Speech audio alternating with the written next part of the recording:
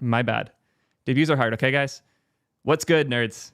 Got an awesome guest with us today. For those who don't know, this is Jose Valim, the creator of Elixir. So, to get us started, how would you describe yourself, Jose? Give us the 2-sentence, who are you and why are we doing this? Oh man, I was not expecting to describe myself actually. I can do it for you Well, if you want. uh, let's collaborate. I am a software developer working on mostly on open source for most of my career. Actually, Brazilian living in Poland. I think that's a good summary. Apparently, I pronounced your name terribly. Do you mind correcting my pronunciation quick?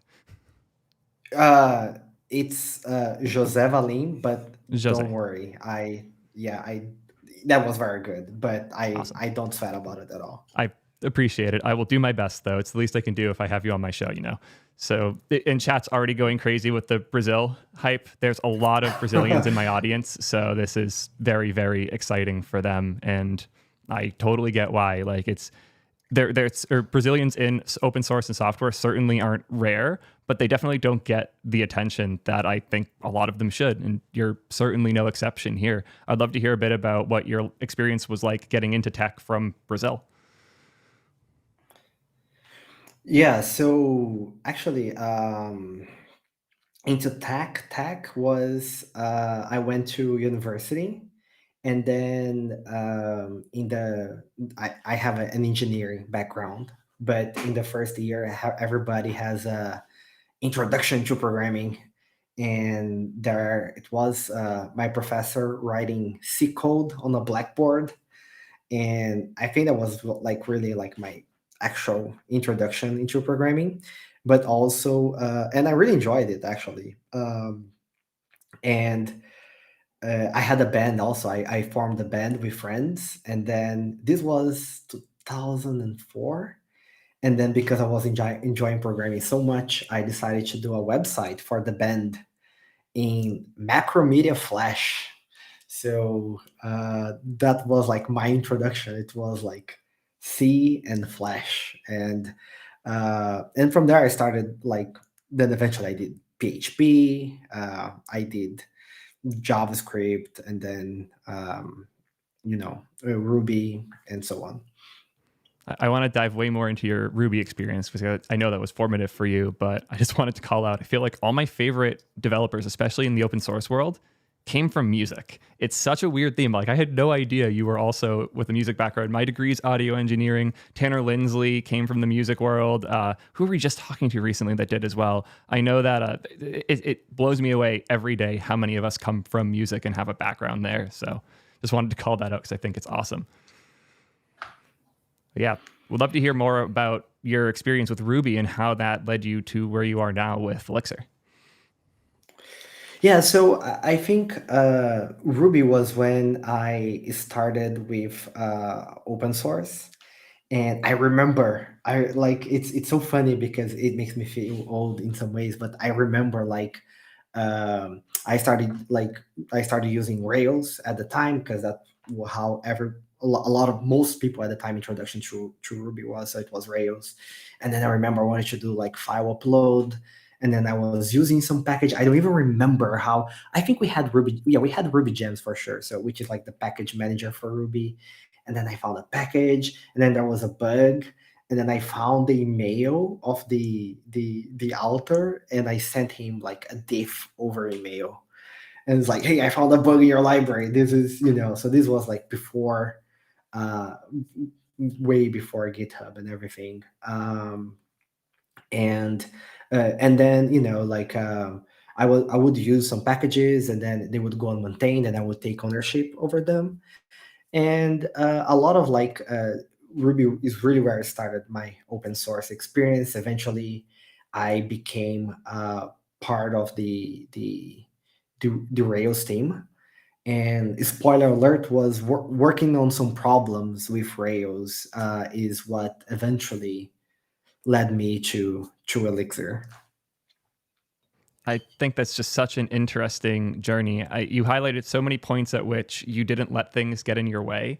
Here, like the combination of like there was no GitHub, so you emailed a diff to the person when the thing didn't work. You didn't sit there and say, hey, this isn't working. You went so out of your way to fix it that you ended up becoming one of the maintainers of multiple libraries. And that wasn't enough, so you started working on Rails, and it seems like at that point you started hitting problems both with like Rails and with Ruby, and rather than like sit there with your hands tied and just accept it, you went and made a new language. So what causes you to make these jumps all the time? Yeah, so there is one thing. I think there are. It depends how you want to say it. I would say like I'm a very curious person, like in terms not in life necessarily, but like in technical stuff. Like I'm very curious with tinkering, um, and to understand the way things work. So every time I install a package, I actually go through the package. And when I am at the beginning, I sure I'm not going to understand everything it does. Like when I was starting with Ruby, I would look at Rails, like the source code, and I definitely would not understand. But it's like, it's like it start helping you build some intuition with time, then you can go back, you understand a little bit more. So that's something that I always did, like just like reading the source code that other people wrote and trying to to learn. And so I think that was actually, I forgot the question, by the way. You have to repeat, It's sorry. it was what leads you to pushing through these blocks when you hit them in this way.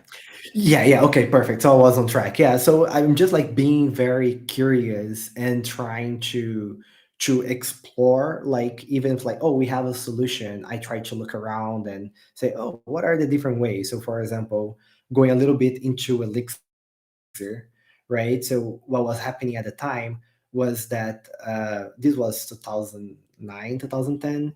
Everybody was talking about multi-core concurrency, like because the machines were starting to have now 2 and 4 cores, and then people were saying like, oh, we need to use all those cores in production, and people were saying, hey, like in the future we are going to be using machines with like 16, 32 cores, and today I like to say like even your wristwatch has like 4 cores, right? So, and at the same time, like Rails was going for its journey for like supporting multi-core better. And we would have like a bug. There's this bug report that like traumatized me for life, which is like the bug report or something like this, like when we have a spike in requests in production, auto scaling kicks in for the Rails application. And then when autoscale kicked in, and a lot of requests went to that new application because it was a spike, that application would fail to boot. And what that meant, like translating this, what that meant was that there was some, and they had the multi-core flag in Rails enabled, and without the multi-core flag, they did not have any issues. So what that meant is that while Rails was booting, there was like some race condition in the code that would be triggered by the multiple requests coming in at the same time, that would cause things to blow up.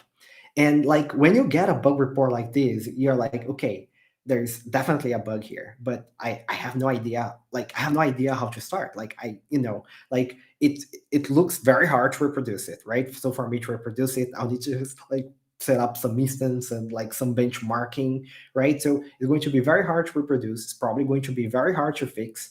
And even when I fix it, I probably won't be sure that I am fixing it for real, right? So this was like, so like, okay, like if concurrency is going to be such a big deal as everybody's speaking, and then we can talk a lot about concurrency because but if it's going to be such a big deal, I need to find better solutions. And the whole thing was like, it's the same thing, like I just want to solve a problem, right? Like there is a problem, how I'm going to solve it.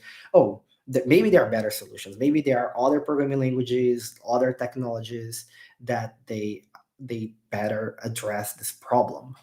And through like this journey of like trying to see how other people solve it, I say like there were like 2 points of no return that they change how I write software. So the first one was when I found functional programming, and we can have a whole session in functional programming. And the second one was when I found the Erlang virtual machine. and we can also talk a lot about it. And so I was like, I didn't want like, hey, I want to create a, like, like that meme, like if you have a problem and now you use a regex to solve the problem, you have like two problems. Like create a programming language is like the 10 times worse of this. Like, hey, if you have a problem, you create a new programming language. It's like now you have like 2,000 problems, right? So I did not start with the goal of like creating the programming language. It was just like a series of events where I was like, it somehow made it logical. Like, yeah, I guess creating a new programming language makes sense. Yeah, I love the journey here. It's like weirdly clear of like you started with problems in the things you were using and building.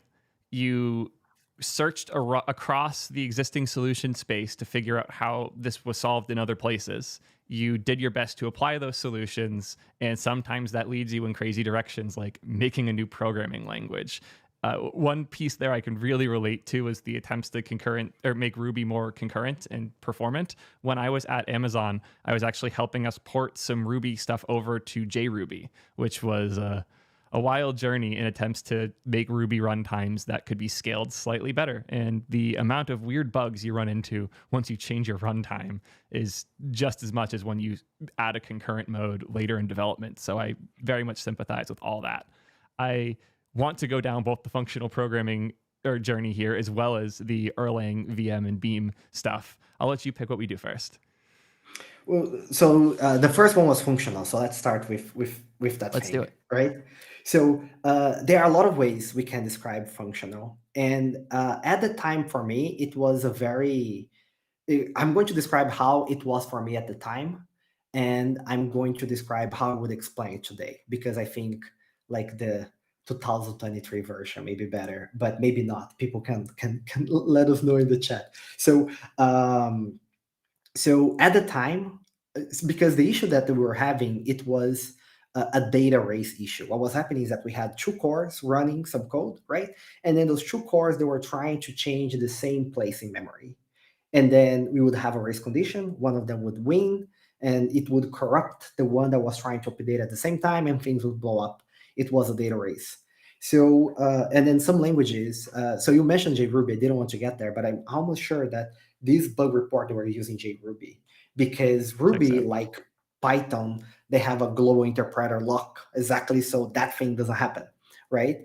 So they don't allow two threads to run at the same time when you're changing a data structure. So that's a data race issue. And the thing about functional programming is that in functional programming, you are no longer thinking about mutations. You're no longer thinking about changing things in memory. You are always thinking about transformation. So the simplest example is if you have a list with 3 elements and you want to remove one element of the list, you don't change the list in memory. You get a new list with 2 elements. And there's also a lot that we can talk about this. So you get a new list with 2 elements. So you're no longer changing things in memory. And when I look at that, and I was like, wait, if I'm writing my code like this, all those concurrency things that that are haunting me, the problem just disappears altogether, right? And I like to say, like, there are 2 ways that you can solve the problem. One is that the problem is still there and you put a solution on top, right? And there is a way where you just disappear with the problem altogether, and that's usually the preferred approach. And I was like, this is perfect. If I'm using a functional programming language, all those problems, they disappear. And that's a funny thing, is that like back in like functional programming started a long time ago. Like the first paper with Lisp, for example, is from 59, and Haskell has a long history. And then they were not really thinking about concurrency at the time, I believe, right? But when concurrency became a thing, there was a surge in popularity in functional programming languages, exactly because people realized, like, hey, concurrency is much easier if you're not changing things in memory. It just turned out to be like a good fit. So that was my journey at the time. But today, if I'm going to describe like functional programming, I feel like a lot of people, they sell functional programming wrong, right? Because like some people, they would say like, oh, like functional programming is let's think. Some people would start like with the mathematical approach, like take a mathematical function, right? Like sine or cosine or even the plus operator, right? There is something very beautiful about the mathematical function, which is that if you put 2 and 2, right, you're always going to get 4 back, right? Always, right?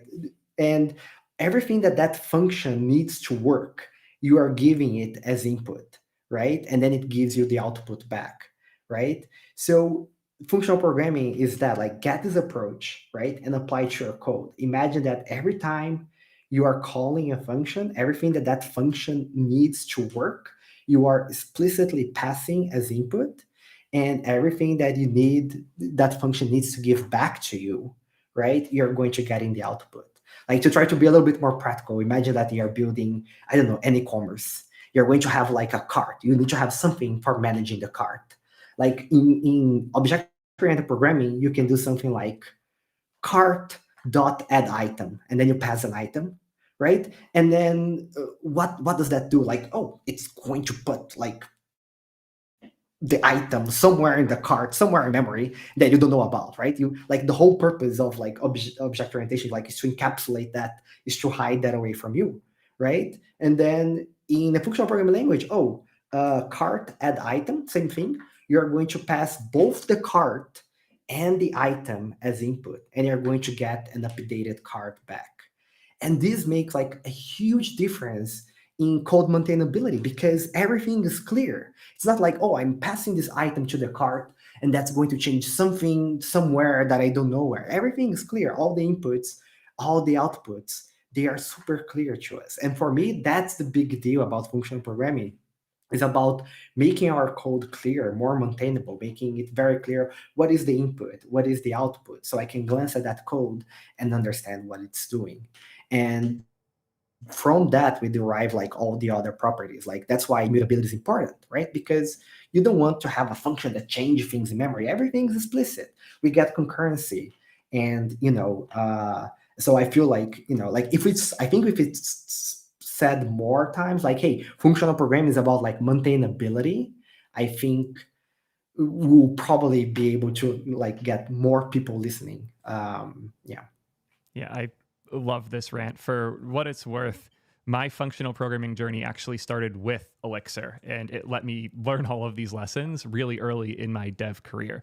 I previously had hesitated for the same reasons you listed. I didn't want to do the math thing. I didn't like math very much at this point in my life. I just wanted to make software and build cool things. And honestly, I didn't really like coding too much. Elixir was the first language that taught me to actually like what I was doing and genuinely enjoy code, because I felt like I wasn't working around problems, I was getting rid of them. And that was the piece of what you just said that I liked the most, and something I work really hard to do and like really resonate with, is this idea of like, rather than just continuing to patch layer upon layer upon layer around these problems, so we end up with this like giant onion of shit wrapping this one rotten core, what if we can just destroy these problems at their core with a different model? And I absolutely love that. And on the topic of different models, shall we dive into Beam? Yeah. And just two more For things sure. about functional programming, Yes. very quickly, just to wrap it up. And it's really funny because, like, when I go write, like, in any other programming language, not any other, but like, let's say JavaScript, right? It kind of drives me crazy because I'm like, okay, I'm going to call this object, but because we have all this mutability, all this state, I'm like, when I'm going to call this, like, what is it going to change? Like, I am always uncertain because I don't know, like, when I call something, what is the impact of calling that thing, because it can change the whole world around you. Like, Joe Armstrong, the creator of Erlang, he had a very good quote. He said, like, in object orientation, you think that you got a banana, but actually you got the banana, the gorilla holding the banana, and the whole jungle with it, right? Because you think you're playing with the banana, but when you do something with the banana, you can actually change everything that is behind it. But yeah, we can go into being. Yeah, I totally agree with all of this. I will say there are places where you need the whole world, like in game dev, the OOP model makes a lot of sense. But if there's anything I've fought against hard since I started this whole creator journey, it's the idea that the tech we use to build games and the tech that we use to build applications and web interfaces and servers, those are probably different things, and they should probably stay different. Yeah, I don't know a lot about gaming, but yeah, I can understand. Like, there are a bunch of other domains where that's going to be a crucial modeling tool. Yeah. Absolutely. So, speaking of crucial models and industry change, I'd love to hear your thoughts on Beam and Erlang and how you got there and why, as an industry, we aren't using this for everything. Yeah, so Beam is there is an abbreviation like something abstract machine, but it's the Erlang virtual machine for those who are not aware. So yeah, Just wanted to point out to and everybody in chat, the single heaviest consumer of the Erlang virtual machine doesn't actually know what Beam stands for. Knowing your analogies isn't that important. You're not going to get quizzed on it. yeah, and so the thing is that, so if you go back, like when I was going through this 2010, so I was like, okay, functional programming. And there were a lot of functional programming languages at the time. I remember reading a book called 7 Languages in 7 Weeks. Great book that really kind of, Oh no, I just did something that killed your audio. It's on my side for sure. I just don't know what it was. Hello. Yeah, I see your audio coming through. It's just not getting to me. Give me 1 sec to fix that. Nope. Huh. You guys could still hear him, but I can't? What the hell? I have no idea how that could happen. Talk quick, Jose. Hello. Audio, sound. Yeah, 1, I 2, have literally 3. zero clue how that could happen. Let me switch what my headphones plugged into. You can keep talking. I'll just have to Yeah, ask somebody to catch me up. I'll go talking and somebody types down everything that I'm saying.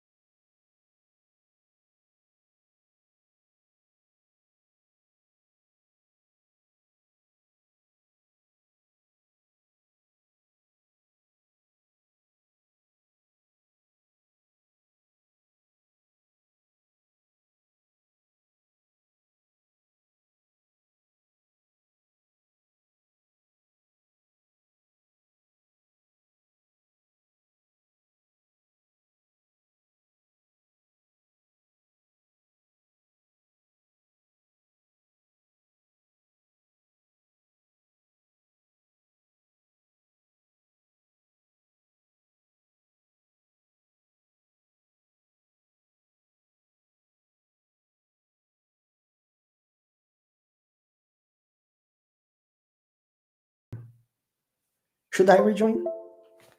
They're chatting here. Hold on. Okay, supposedly we're back. No, I should not rejoin because everybody can hear me. I can still hear. Talk once more. Oh no, can you not hear me? I have an idea. I can fix that.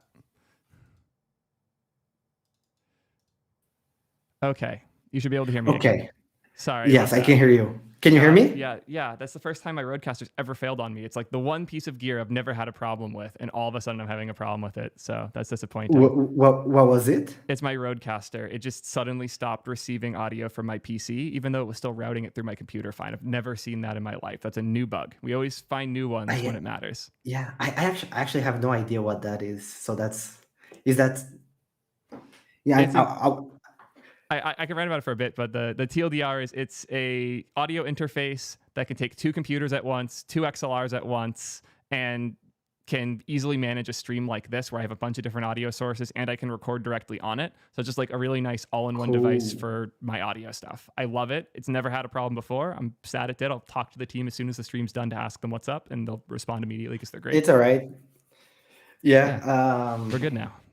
Yeah. So we were talking about Beam. Let's just redo from the start because I'll redo. Like I tried to continue, but I completely lost my train of thought. No worries, we can reset it. We didn't go anywhere. Yeah, no, right. So Beam. So going back to 2010, I said, okay, I want to learn functional programming, and I wanted to see what are the functional programming languages. There was a book called 7 Languages in 7 Weeks that was like a very good, summary of like different approaches. I also went in depth, and the thing is that, and through that book, I have eventually found, and for other ways, like I found Erlang, but that book is the one that sold me on this because it's really comparing a bunch of languages. And the thing is that if we, like back at the time, there were a lot of new programming languages coming up with a focus on concurrency. Go, Clojure, I'm blanking right now, Scala, and there are probably more. Like everybody was talking about concurrency, right? And Erlang had concurrency as well. And but here's the thing, like imagine that why do we want concurrency, right? I want concurrency because I want to be able to use all the resources on my machine in the most efficient way possible, right? That's why I want concurrency. That's why I want my programming language to be able to spread work across all cores. If it has to do I/O, it does I/O. If it has to do CPU, it does CPU, right? I don't want to have to deal with this. So that's why people want concurrency. We want to like to maximize our resource usage. But what happens when the work that you are doing, you cannot do it on a single machine? You need more than one machine. You need distribution. You need to coordinate work across machines.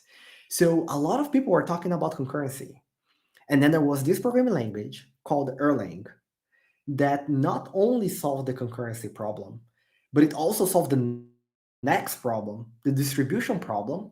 And not only that, they solved that in the 80s. Like, right now it's like 40 years ago. At the time it was like 30 years ago. And I was like, this is crazy, right? Like this is like when I read that, like I was like, okay, like this is what I want to do. And not only that, like Erlang has like such an interesting history behind it, right? Like, so it was created by Ericsson, which is a telecommunication company, and they built it to build like telephone switches. And if you get like a telephone switch, right, like what it has to do, it has to manage like millions of concurrent connections, right? Like people using it. It has to be really robust because you don't want like a telephone switch going down and dropping like all the connections, right? Like we consider like that basic infrastructure, telecommunication, right? The other thing is like I like to say like they need to be able to upgrade the code live, right? And have mechanisms for that. I like to say we don't receive phone calls from our operator saying like, hey, we're going to be maintenance mode from 2 to 3 a.m. So please don't call anybody, right? So they had to solve all of these problems and they've created a technology, right? And if you look at, and this was in the 80s, if you look at the web today, that's what the web is. A bunch of things connected all the time, right? Especially nowadays, like you have your fridge connected, you have your phone connected, everything's connected all the time. It has to be reliable, right? It cannot go down, and you have to coordinate with a bunch of other services. So for me, it was like, like they solved 3 decades ago what everybody is working really hard to solve today. And I was fully sold. Like I was like, these are what I want to use. I want to use the Erlang VM, and that was it for me. I love that. And you've done a good job avoiding the scary part, which is the Erlang language, which is not very digestible to most people, especially now. I feel like there was a window where academia had the opportunity to lean into Erlang and the opportunities that existed there, but it stayed hard in the C and C++ direction. I'm curious if you feel like that same moment happened and what your thoughts are on why Erlang didn't catch on like more thoroughly. I don't know actually. I I don't know. I think. Hmm. I actually have to think about this. I'm not sure, and I don't want to definitely speak out of turn. I feel like a lot. So I'm going to do it by comparison, right?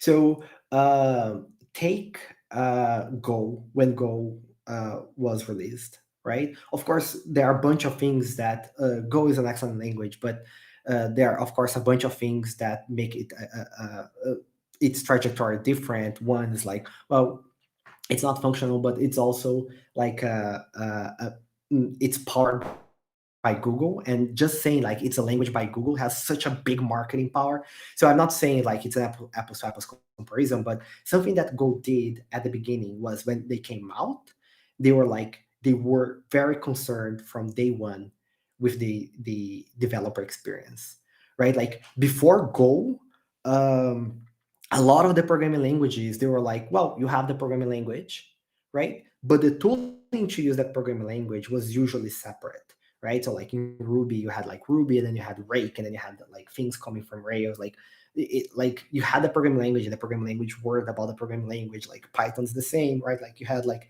a separate package manager. And I think when Go came out, they were like, hey, you have the programming language, you have the compiler, and you also have the whole tooling, and that's part of the language. That's not something separate, right? Like the tooling is as important to us as the compiler is. And I think in this sense, there are probably languages that did that before, right? For sure. But I think like in this sense, like Go was kind of like, it really made it clear that programming languages to succeed, they need to have like the whole like getting started experience all the way down to the tooling, like very clear and there precise. And so, for example, I think that's one of the things that definitely made Erlang adoption. It's one of the things that I also wanted to tackle with Elixir, right? It's like, when I give a talk about Elixir, I want to tell people like, hey, if you wanted to start your project today because you like this talk, it was a goal for me. Like, you're going to go home, you're going to download it, and you're going to run Mix New, and you're going to have like the infrastructure that you need there for you to compile, for you to run tests. And today it does even further than I started, obviously, but I wanted everything to be there. So, but this was back in 2010. Like Erlang improved a lot in the direction of documentation and tooling. Actually, I always found the Erlang documentation really, really good. Like, you know, definitely better than the experience I had with Ruby and JavaScript at the time, right? So the documentation was very good, but I think like this whole concern about I want to learn Erlang, and I want to put something in production. How does that journey look like? At the time, I think it had a lot of hurdles in it, and I think that definitely impact. So I think that's one example, but I don't think we are going to have like one precise answer. It's probably a bunch of things. Yeah. Yeah, there's a lot of pieces in there as per all of these tangents that I want to dive in on a ton because there was a lot in there that I really liked. I specifically, one of the first mind-blowing moments I had, because I got into Elixir in like 2017, 2018 window. That's when we were actually shipping it at Twitch. One of the first like, wow, this is a different angle for a language moments for me was the introduction of Elixir format. The idea of a formatter as part of the language and the core tooling. So I didn't have to find something like prettier and set it up and have to argue with my team about our opinions about these things. Having a formatter from the language creators was a way to settle so many of these types of like debates and discussions internally, and we could just focus on what mattered, which was shipping software. Yeah, and Go, Go did it first, right? And Go was like the so like I like as I was saying, like the lesson for me from like seeing Go like spread in adoption. I mean, there are many things, many conclusions we can take from it, but one of the lessons for me was the importance of tooling. And Go did the formatting, and then when I saw that, I was like, all right, like I understand why they are doing. I understand why it matters. We should do the same in Elixir. Um, you know, Yeah, I totally agree. And I think these types of focuses are a huge part of what made Elixir such a strong language and such an enticing learning experience and shipping experience for me. Another thing I think you guys did very differently from honestly any language I can think of is how closely you've worked with Chris and the Phoenix team. For those who don't know, Phoenix is the equivalent of Rails in the Elixir world. It's the one-stop batteries included framework for doing full stack and server development for everything from APIs to web applications. I use a bunch of services that use it. I've even built a few myself. At Twitch, we used it for all of the internal technologies for running marathon streams. So the Bob Ross marathon was run on Elixir code for a long time. And we had such a good experience, like with a little 2-person team shipping and building our own like internal television broadcast studio using these tools. And at every point, it felt like there was either a solution or a good path to one that was blessed by like the Elixir team itself some amount. So I'm curious, what are your thoughts on this? What led you to being such a close or to working so closely with the Phoenix team, and how do you think that has helped shape the Elixir community? yeah. So I think there are a couple things. there are a couple of things. So one of the things is that, like, again, going back to 2010, and then eventually when I decided to like create a new programming language because I wanted to explore different ideas in the Erlang virtual machine, one thing that was very clear at the time was like, hey, my competition is like competition, right? But like if I'm trying to get developers' attention, my competition is going to be Go, which is like powered by Google. Is going to be F Sharp, which is powered by Microsoft. A little bit later, Swift, right, from Apple, and Rust at this time was still like shaping a lot what it was going to be. I think at that point it even had an actor model. So like, and then there's this language from Mozilla, and then I'm like, there is no way me being we're probably 30 people, like part of a 30 people consultancy in Brazil. There is like absolutely no way that I can compete with this, right? Like it's impossible, right? So the only way that I my only option to like to move forward was to decentralize everything. Like I cannot be a bottleneck in the decision process. I cannot be a bottleneck on the community. I cannot be a bottleneck on books. Like, so I was like, everybody was asking like, hey, I want to do this. I'm like, do it. I don't care, right? Like I'm working on the language. I don't care. Everybody does whatever they want, and I'll be there to support. Like if you need anything, let me know. So I always felt like that my role was like, um, like there's a joke like at the next developer is actually one that makes like 10 other people be like, or 5 other people be twice more, or 10 other people be twice more productive. I was like, okay, that's my job. My job is to make sure that people who want to do exciting things with Elixir, that they can do that. And today actually I spent like most of my time is actually not spent on Elixir. It's spent on the. We're going to go back to this. So yeah, we'll go back to this later. But and I knew web was going to be a thing. I 100% knew because I was coming from Ruby. I was coming from Rails. So like my sphere of influence was like web developers. They were Ruby Rails developers, and the thing is that like even at the beginning there were I even did like a very small web framework at the time, like meant to be like super small, like Express in JavaScript or Sinatra in Ruby, just to try to feel like how mature the language was. And at the time there were like people porting Sinatra, people porting Express, people porting Rails to to Elixir, right? And then it all and then I was and I knew like something was going to show up, and I did not want to be the person doing it as well, so I was just waiting. And then there was this presentation from Chris. I think it was on the first Elixir Conf, where he tells like why he's building Phoenix, right? And he actually came from Rails as well. And what he was trying to do is that he was trying to do like building a real-time application in in Rails, where you would click a button and you would receive the update without having to do a bunch of work. So we can talk about LiveView later, but like one of the reasons why Chris came to Elixir was because he had some of LiveView related ideas. Like way back then, he was trying to do that in Rails, and he could not get it to work. Like the model was not working. He was using like Event Machine, which was like an evented thing, and it had a bunch of issues. And then he heard about Elixir and he decided to try it out.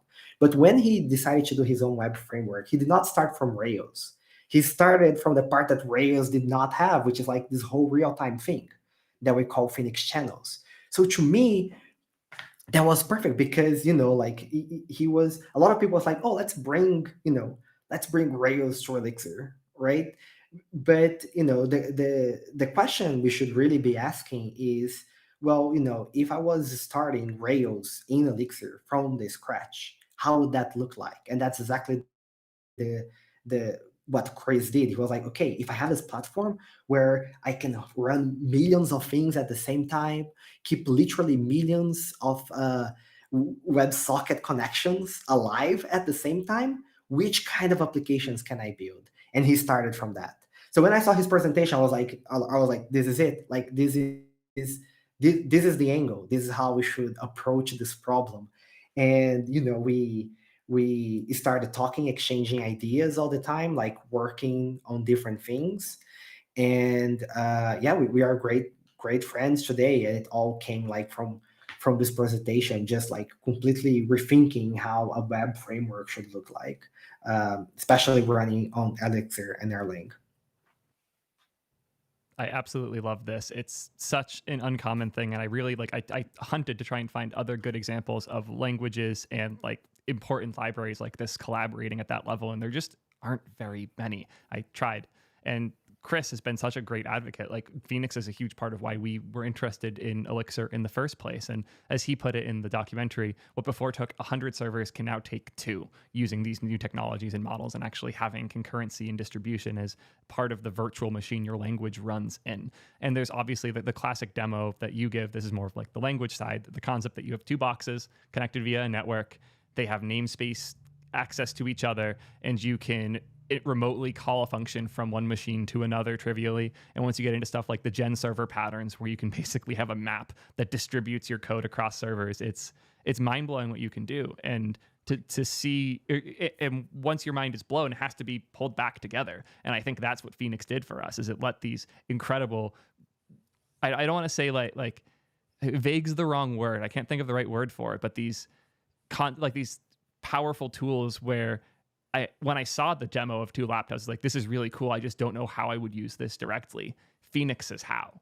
And I love that you saw that just as much so. That is both validating for me, but also exciting for the entire community to know that if they build something that you, as the language creator, see as aligned with the philosophy, that you'll get reached out to. You'll be part of it that way. And that even somebody like me, who's mostly known for TypeScript, can hit you up, and here you are in the show. Your community involvement is one of the coolest parts of Elixir, and it's a huge part of why these developers are pushing the way they do.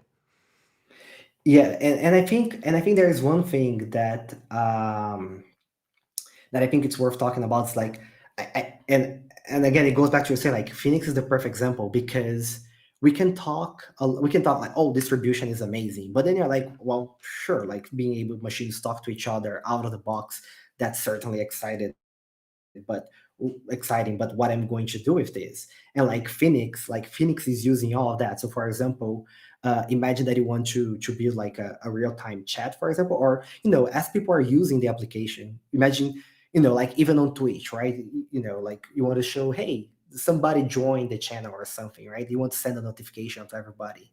If you're using other technologies, this usually means like, oh, okay, I want to message everybody. So what I need to do is that now you're going to bring like RabbitMQ or or Amazon SQS, Apache Kafka, or whatever, and now you have like this additional piece of technology that you have to maintain and deploy, right? And then with Phoenix, like, you don't have to worry about that. Like, you can just connect the nodes and send messages across them. Like, there is one problem that um, that so one of the features that Phoenix has is called Phoenix Presence. And it knows, like, when people connect anywhere in a cluster, it lets you know, and then you can track who people are connected, like people who are in the same chat room. And this is one of the things that it's actually very hard to solve. Very hard to solve if you don't have distribution. This is like, a lot of people think it's like, it's simple, but it's actually a very complex problem, because you can say like, oh, I'm going to start this information in the database, right? But you need to remember that a node in the network can go down at any time. So if that node wrote in the database that those users were there, now you need to have like something cleaning up the database to say that those users are not there. So now you need a way to know if a node is up or down, which is very hard, right? Because in a distributed system, you can't know like, hey, is this node down, or is it just taking too long to reply to me? So it's like, it's a whole distributed thing problem. And like Phoenix is the only web framework that comes with this, like, out of the box, and it just works. You don't have to do anything. So what I'm trying to say is, like, what all those features mean at the end of the day, like, we're talking about concurrency, we're talking about distribution. What all this means at the end of the day is that you can write your application, and you're going to use Phoenix and Elixir, and that's it. The need to bring external complexity is reduced considerably. Of course, you need a database and you may need other things, but it's not your starting point anymore. It's not like, oh, I need messaging. All right, let's bring RabbitMQ, right? Or let's bring something else, which are great technologies. But again, like if we go back like to the beginning, right? If I, like I can bring this stack, but if I don't need this stack in the first place, it's a better place to be. Yeah, from my experience, when I had to do other things, so at Twitch, Elixir was like a small team that was just us using it. The company was trying to centralize on Go, and at the same time, our team was being frankly outsourced because a 2-person team shouldn't be running broadcast like systems for a company of that size, and we found a company that could do it cheaper. So I like onboarded them, outsourced my own job, and got moved to the video on demand team. And my options were learn Golang and like spend my time in the back end in Go, or get into front end and help us port the website to React. And I picked wrong. I picked Go, and I hated myself. I almost got fired because I was performing so poorly at that time because I just couldn't grok that model. And like even when I did, I just didn't enjoy it. I just felt bad writing that code. Eventually, I got bullied into the direction of trying front end by my manager at the time, who said, like, I know you hate front end. I know you hate JavaScript. I think you'll like this React and TypeScript stuff. By the way, I think it's getting more functional, wink, wink, because he knew that hooks were coming at the time. And I got to help not just move Twitch to React, but to hooks. Later in my career, I started doing more full stack and backend stuff again. And I dearly missed all of the things we just talked about because those were what made running servers not miserable. And when I tried running servers myself in other languages like TypeScript, like Go, like Rust, the amount of work I had to do to scale, to connect additional servers, to make things work between them was so miserable that I moved in kind of 2 directions. One was I went serverless on everything because it means similar to how like you can solve solving a problem around it versus going down to the root. The root of the problem was managing servers sucked, so I deleted the servers. But now I need all of these other services to manage things like concurrency, like webhooks, like my database. And now that I need all these other services for that, I'm at the whims of their quality of engineering and also have to maintain the mental model of where all these things are and what they do. And I could tell you a lot of the problems you described there, like a node shutting down or sending messages out of order and other nodes not knowing if that node's even alive or not. Those are problems I've seen the services we rely on claim they don't have to me. I demonstrate them to them, and then 2 weeks later, they finally fix it. And that just was never my experience with Elixir. And honestly, I feel like if I'd stuck to the language and not soul searched as much as I did, I probably would be much more productive. I might not be as popular on YouTube, but I needed something to get this frustration out of me. So yeah, thanks for showing me the light so early so I could be frustrated for the rest of my career. Yeah, thanks for all the frustration.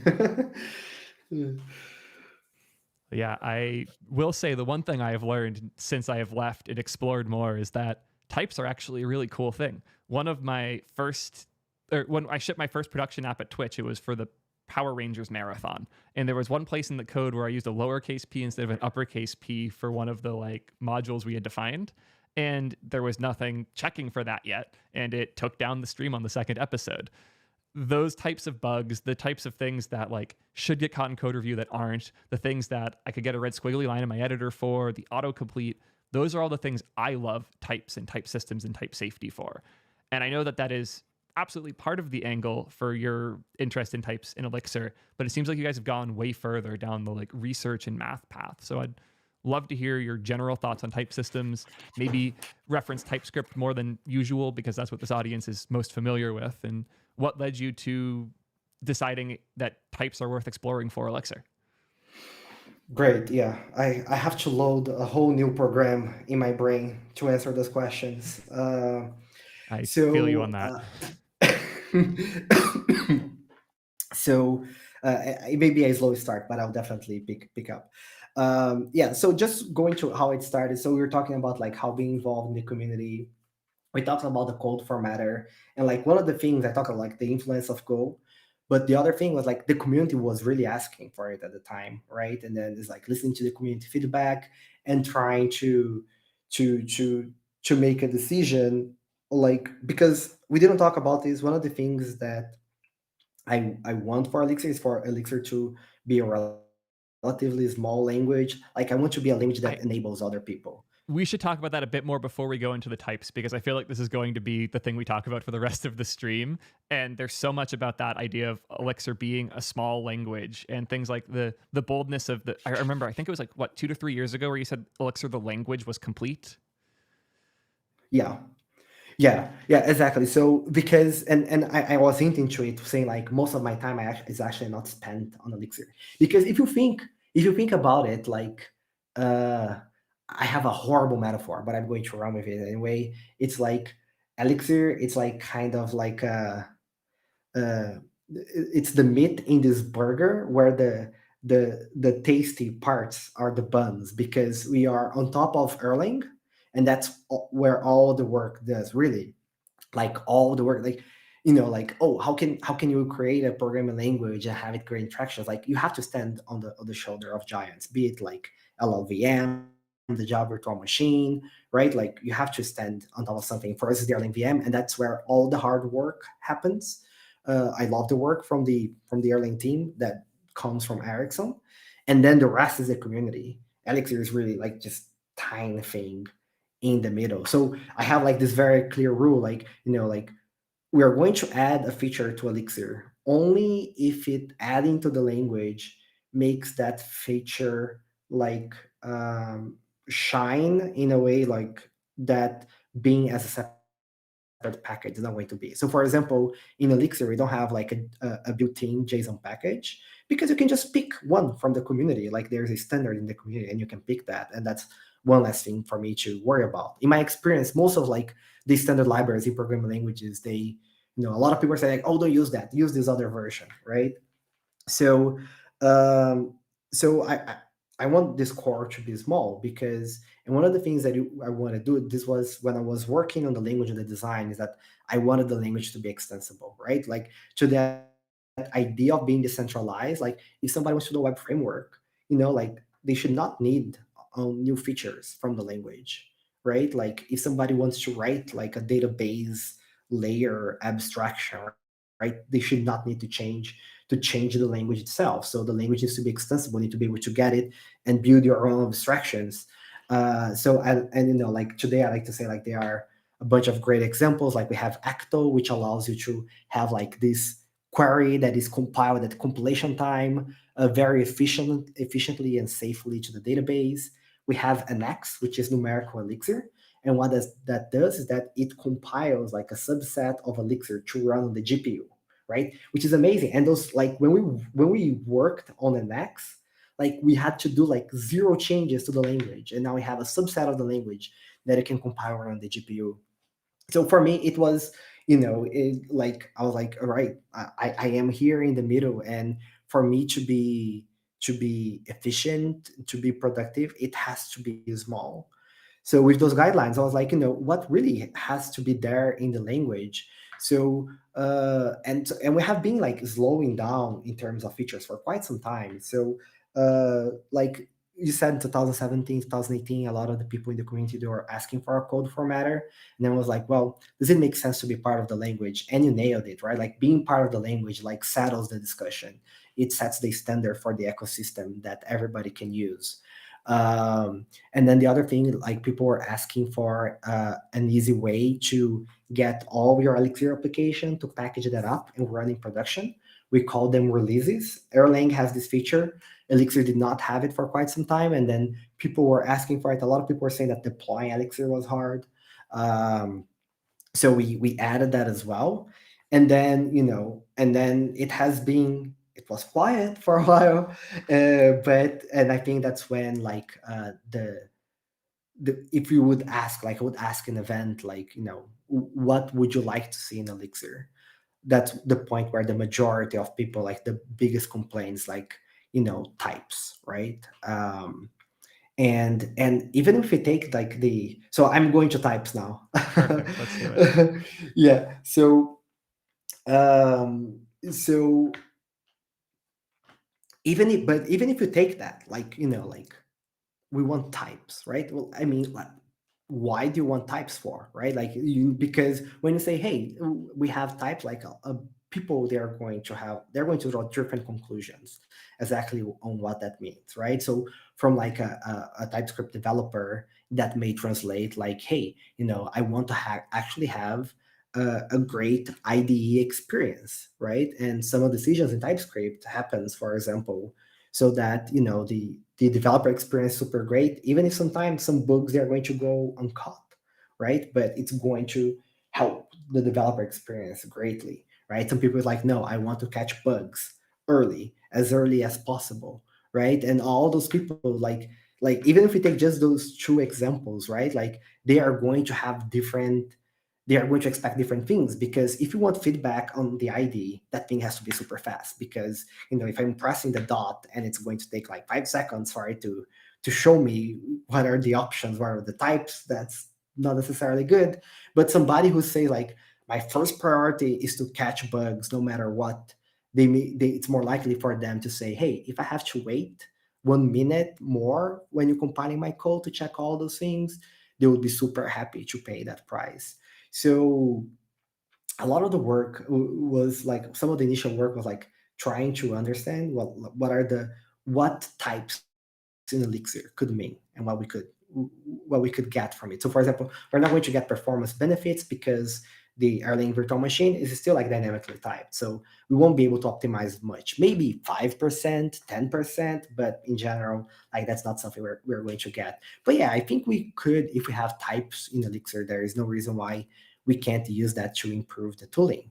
And we also wanted to help catch bugs for sure, right? But even that, right? Like we need to be aware of what it means. Like what are the types of bugs that a type system can catch? And like when we're having those discussions, I feel like a lot of people, they tend to overestimate what your type system is giving you. Like they're like, oh, like some people say, oh, you had to write fewer tests if you have a type system. Then I'm like I don't agree with that. It's like, well, you can write like fewer bad tests, but like the good tests, you still have to have them there. I like to give the example of like the AND Boolean operator, right? Like the type for this thing is like Boolean to Boolean and returns a Boolean. So a perfectly valid implementation for this tiny function, like tiny, super tiny, would be give me the random between true and false. Sometimes it returns true, sometimes it returns false. And that's going to 100% satisfy the type, right? So if you don't have a test, you're going to have a bug in your code. So there is a lot of discussion, like, so what it means to add type to a programming language and what we are going to get from it. And of course, the other thing that comes is that Elixir is an existing language. And I actually happen to like the semantics of the language today. And that's the other thing. Like what a type system always does is that in order for the type system to prove that your code is correct, or that it doesn't have certain types of bugs, it rules out valid code. It rules out something that we say, this makes total sense, this should work. But the type is like, yo, I can't understand it, I can't prove this particular thing is correct, so I'm not going to accept this code. So we also have to be careful with introducing a type system that is going to fundamentally change, like restrict. Imagine like, oh, now you can write only 70% of Elixir. Is that actually Elixir? If that's the case, so we're just in the introduction of the problem, by the way, but I think it's a good moment to pause before we go further. So many thoughts, and everybody in chat's like, wow, Theo, I'm proud of you for not interrupting, because they know how many thoughts I have, especially the unit testing thing. Like my first big break in this like community was when I came out as like the strongly anti-unit test guy, because I feel like we had went too far in the direction of unit tests. I am going to challenge you on a thing. And this is from the angle of someone who has went from many communities like Elixir to broader ones like TypeScript and React. Once you hit a certain level of adoption for a technology, you end up at this weird point where the average user of that technology didn't choose it. I just did a video about this with React, where React will always have lower satisfaction rates than new frameworks, because almost everybody using Svelte picked Svelte, and they picked it because they like it. Whereas React, most React devs are using it because it's what their company is using. They might have never even initted a React app themselves. And I would imagine that the average Elixir dev not only has run like Mix before and like built an Elixir project from scratch, they're probably the one who brought it to their company some amount. And it's really easy for us as the like enthusiasts to end up with this bias where we think the average React dev or the average Elixir dev is this wizard who's going to write really good code, who's going to really understand these new things we're introducing, who's going to write perfect tests and no bad tests.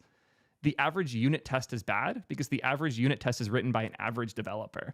And this is the reason I wanted to bring this up is I feel like I was a very average developer, if not below average, for longer than a lot of the wizards I'm lucky enough to talk to.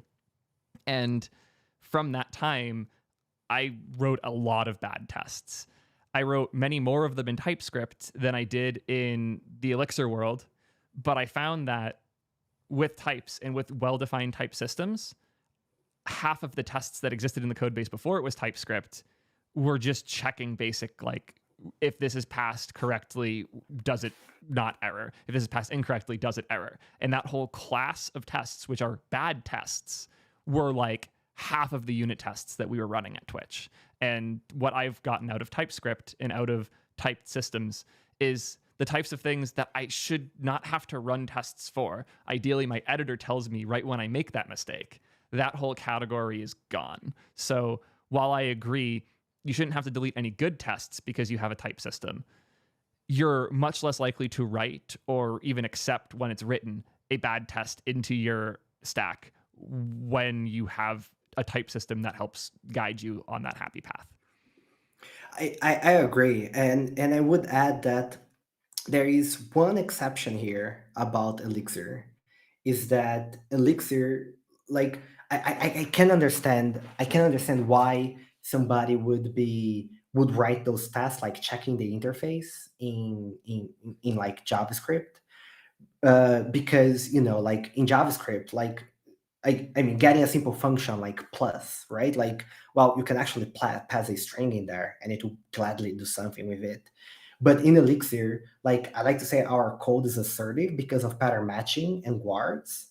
So those tests, they have like even less purpose, right? Like there is even more indicator for you like to be writing them, because most of the code that we write is kind of already sealed in itself anyway. But yeah, I agree with you. I think that's the point. And the concern is that people, if they overvalue the type system because they don't understand exactly what they're gaining from it, they are going to say, no, I don't have to write tests at all. Or something that I see a lot happening, they say, oh, types are documentation, I don't have to write documentation.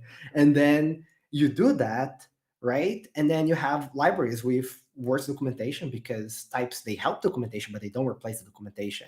And worse tests because they don't fully replace tests. So you have to understand what you're getting. Absolutely agree. Nice to know that, as per usual, we're fully aligned on these things. I can't say that I'm surprised there. I did write a lot of bad tests in Elixir, but man, pattern matching. God, I feel like we should have touched on this earlier because this will be its own long tangent. And that and LiveView are both like things I could talk about for hours. I just did a video recently where I was talking about how badly I want pattern matching in JavaScript and how the current proposal doesn't even come close to the overloading patterns in Elixir. For those who don't know, Elixir has a really cool feature where you can define the same name for a function like 3 times and assert in the function's arguments that let's say it's for a transaction and the input could be a user, so it would have in it like role:user. It could be an admin, which would have role:admin, or it could be a company, role:company. You can write the same function definition 3 times where you just change in line that role, and whichever one matches first to the input is the function that's going to run. This pattern makes it's so I never wrote a switch statement in Elixir. I don't even know if there is a switch statement in Elixir because I would just write a function and define the conditions that way. And it made life so good.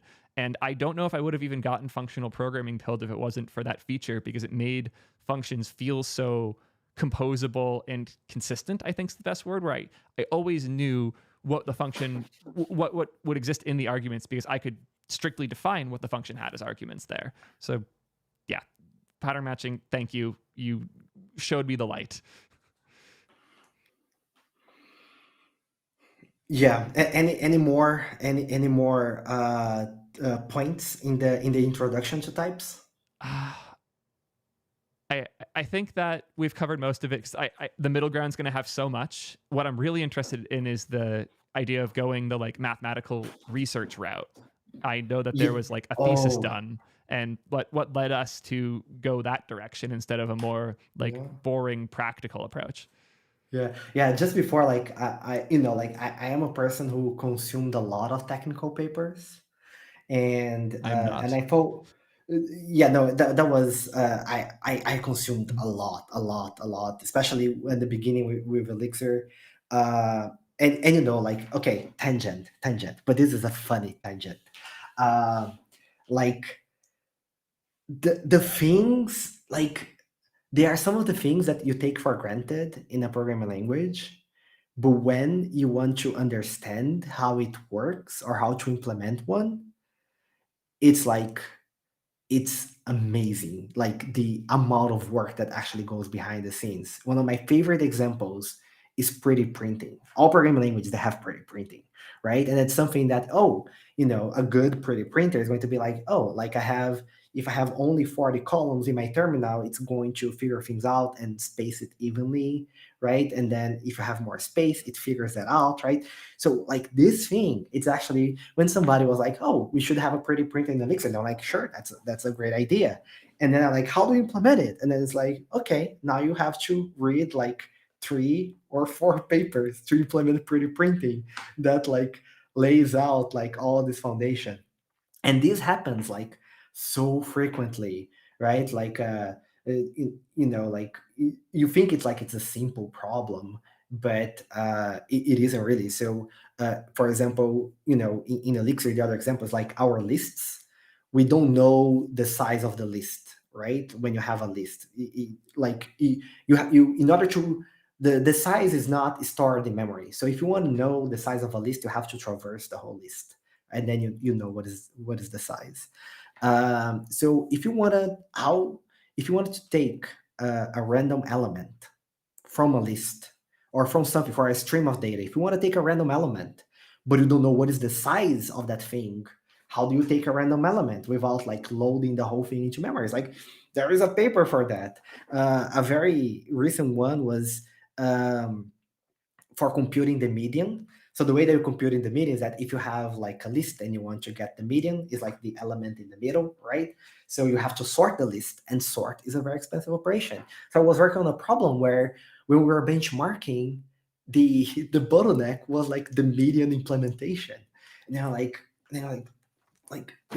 you're just like, oh my god, it's like at this point, I already know. Like I'm going to be in a world of trouble, right? Like the mid implementation is slow, and then you type like how to make the mid implementation fast, and there's like dozens of papers on optimizing median and how to make sure like you can compute the median without like sorting the list before. Like really crazy stuff.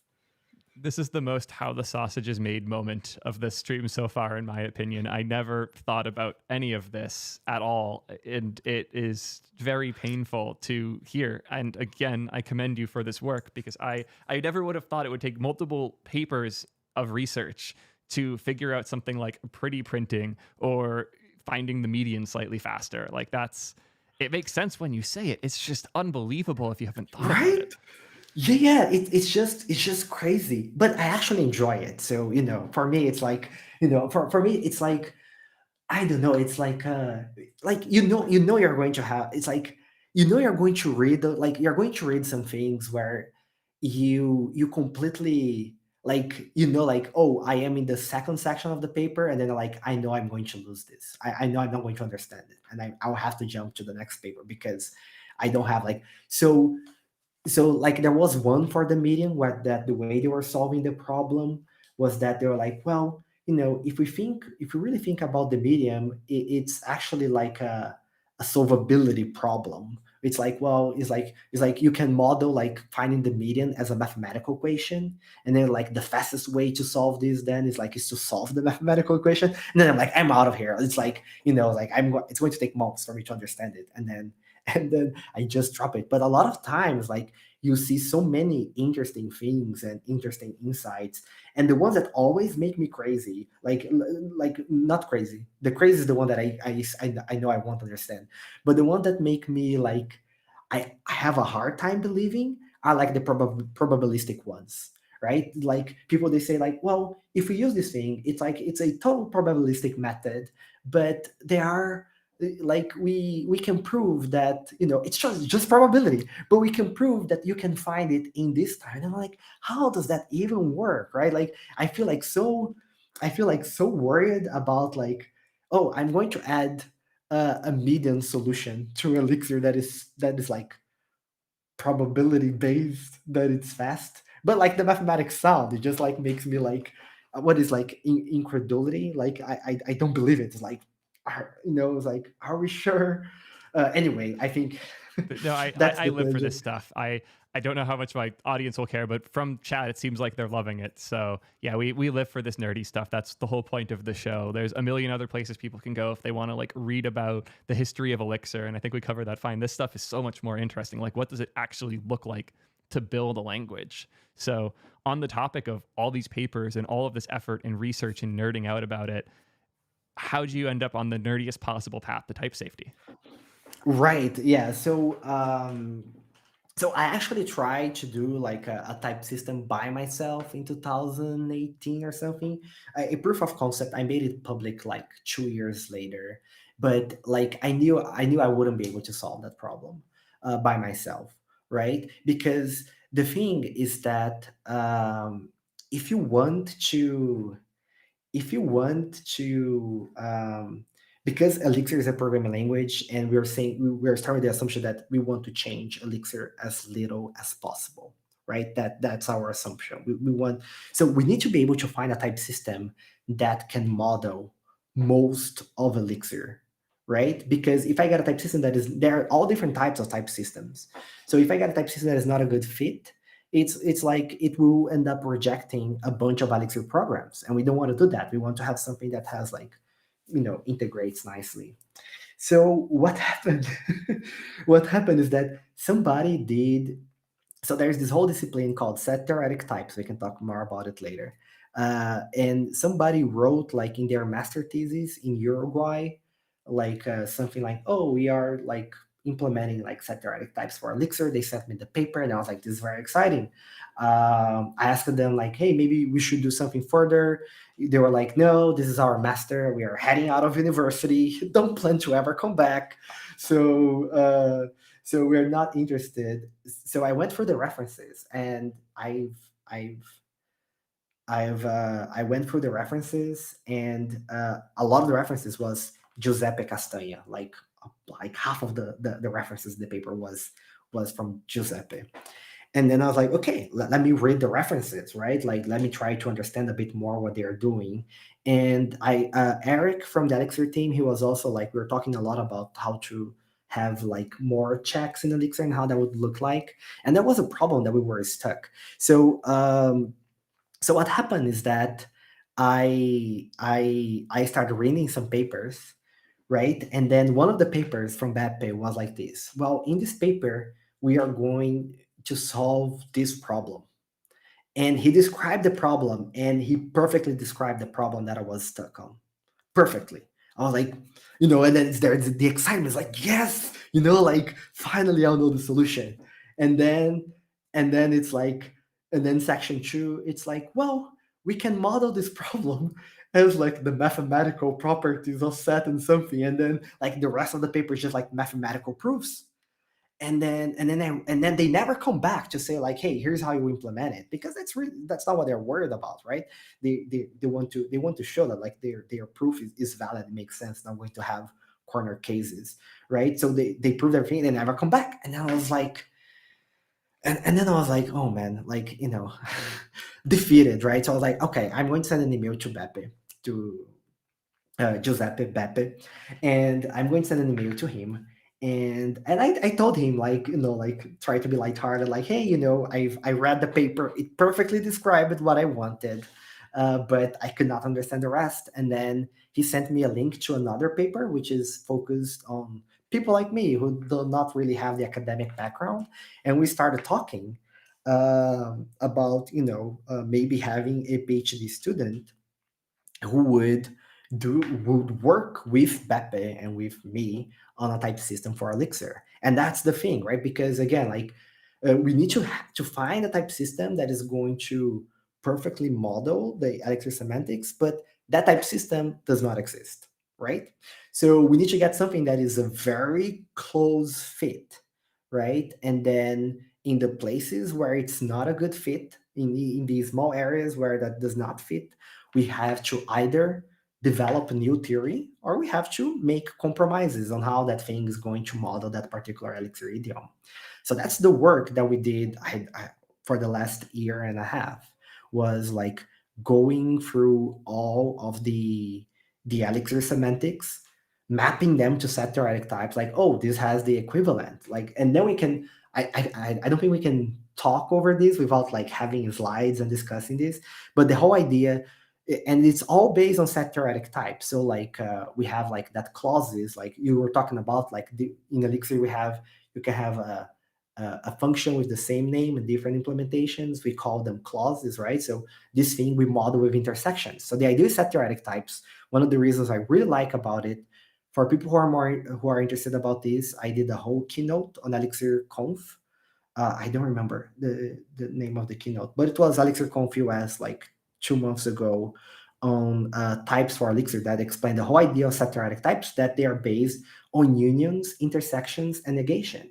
And it's very exciting because if your mental model is based on those properties that you learn very early, right? Like you don't need a mathematical background to talk about the unions, intersections, right? Like there is a chance that we can have a type system that it's um, easy to understand. And TypeScript developers are going to be familiar. Like you have union. I don't know if you have intersection and negation, but like union is there. Union is the big We one. have hacked it in. It's not pretty, but we kind of do. Yeah, and Beppe, like who is this researcher who has been working in types for like decades. He has papers saying like how the set theoretic type, because usually the type system is like, oh, we need intersection to solve those problems, and then it comes later. And he shows like how the set theoretic types approach that he has allows you to model programs that are not valid in TypeScript today. So he has like those proofs as well, but that's way above my pay grade. So that's what we did. And then there were areas we had to develop a new theory. I think I talk about those in the talk. um, and there were areas that we made like actually also like development, in the sense like we have a new theory that did not exist before, right? So the whole reason I started talking about papers is because I'm really happy because now I have a paper published in my name, and like I'm very proud because for somebody who was consuming it for so long, I don't think I would ever have one, and now there's a paper with my name is there as the author, so that's very exciting. And so yeah, that's how it came to be. There's still one more thing that I want to talk about when it comes to types. I'll try to talk about it, but I think it's a good moment for a pause.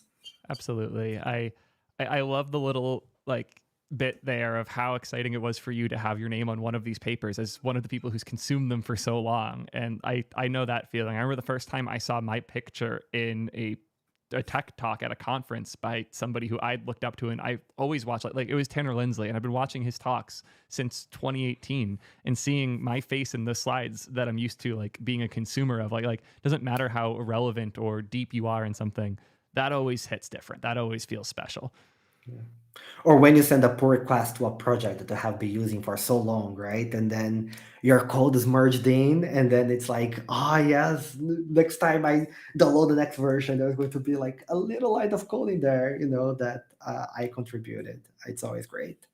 Yeah, I know that feeling way too well. I'm still mad that my roommate got his React contribution before me, but I was contributing to Android way back, so I have my cool card as well. I love that though, and that's part of what makes open source as cool as it is, and also part of what makes academia so cool as well. Like I'm obviously not a big academia proponent. I do think most software devs benefit a lot from going to college, and you should. I have a couple videos about that. College is cool, but I never got as deep into this other side, but everything I've heard about, especially from what you're discussing here, is it feels kind of similar to what we're doing in open source, where you can just reach out to somebody who solved the problem you had. You don't fully understand the solution, but you want to more. And if you're excited enough about what they did and they're excited enough to have done the thing, that shared excitement almost always results in something really, really cool coming out. And it seems like you found a way to channel that outside of open source, which is dope. Yeah, and back there he was very excited, about like making it possible to have like history in a programming language. I think it was him that told me like usually researchers like he said like many of us like we accept that a lot of our ideas they are going to be implemented after we are dead. so so he was saying this as part of his excitement with working on Elixir. But there is one disclaimer that I usually make, which is that there is still no guarantee that we're going to have a type system in Elixir. Like we are working really hard on this problem. I did my best to understand what we can get from it, what we would gain. I did my best. I'm working on my best to find a system that feels it's going to be part of Elixir and not something that is just going to be like added on top. We have been working really hard, but we are still just getting started with the implementation. And maybe it's going to be like super slow. Like we don't know. Like we don't know what is going to happen. So I'm not promising that Elixir is going to have types in 2 years or 3. Maybe it's not going to happen, but we're working on it. And there is one thing that's the last thing I want to talk about when it comes to types that we have been working on, which is that I'll try to remember it. Otherwise, I may have to cheat a little bit and read the blog post, and consult the blog post that I wrote, which is when it comes to gradual typing, right? Because in gradual typing, because Elixir is a dynamic language, right? And then you have, if we add types to Elixir, now you have dynamic code and static code, and you need to handle the intersection between those two things, right? You need to join not the intersection, the overlap between those two things, right? Like, what happens when dynamic is calling static? And there's definitely been no language that had this problem before. Right. Yeah. So for example, imagine that you have the identity function, and that's a function that receives X and return X. That's what this function does, right? And imagine that you add the type of it being from Boolean to Boolean. So the implementation, it's X returns X, but you put the type signature that it's Boolean to Boolean. When you call that function from dynamic code, because dynamic code doesn't have its types, right? You can call it, but then at runtime, the value that you're passing to that function is a string, right? So you have a function that you declared statically that is Boolean to Boolean, but at runtime, you're passing it a string. So what should happen, right? So that's one of the problems with gradual typing. And one of the things that you could do is that you can say, what I'm going to do is that I'm going to add runtime checks. So when dynamic calls a static, and if you're telling me that I give a Boolean and then I get a Boolean back, and the type they are passing is dynamic, I don't know what it is, I'm going to check that the thing really returned a Boolean, right? And the issue with this approach is that it hurts performance, because now you are introducing all those checks. For Boolean, it's going to be quick, but what happens if you have like an object with another object inside, right? Those checks, or if you have an array, right? So those checks, they can become very expensive, right? But if you added the checks, you would say that the behavior is consistent. Something else that you could do, and that's the TypeScript route, is to say, well, if you say that it's Boolean to Boolean, right? I'm going to trust you, and I'm going to assume that what is going to come out of that is a Boolean, right? And then we are going to continue type checking our program with that as a Boolean. So that's a choice that you can make. But the issue is that when you're going to debug the code at runtime, you had that function telling you that something is a Boolean, but when you debug it, it's a string, right? So we say that this system that's a choice you can make, but we say that the system is unsound because the type that you have at compilation time on the type system, right, and the type that you see in the program, they do not match. And that's TypeScript choice. And it's one of the reasons I'm not a type specialist, by the way, so I may say things, but that's one of the reasons why sometimes like you get confused with TypeScript types. People get confused. The other thing that you could do is that you could say, look, if I am calling a function, I'm going from dynamic to static, right? I'm going from dynamic to static, and I pass a dynamic into a static function.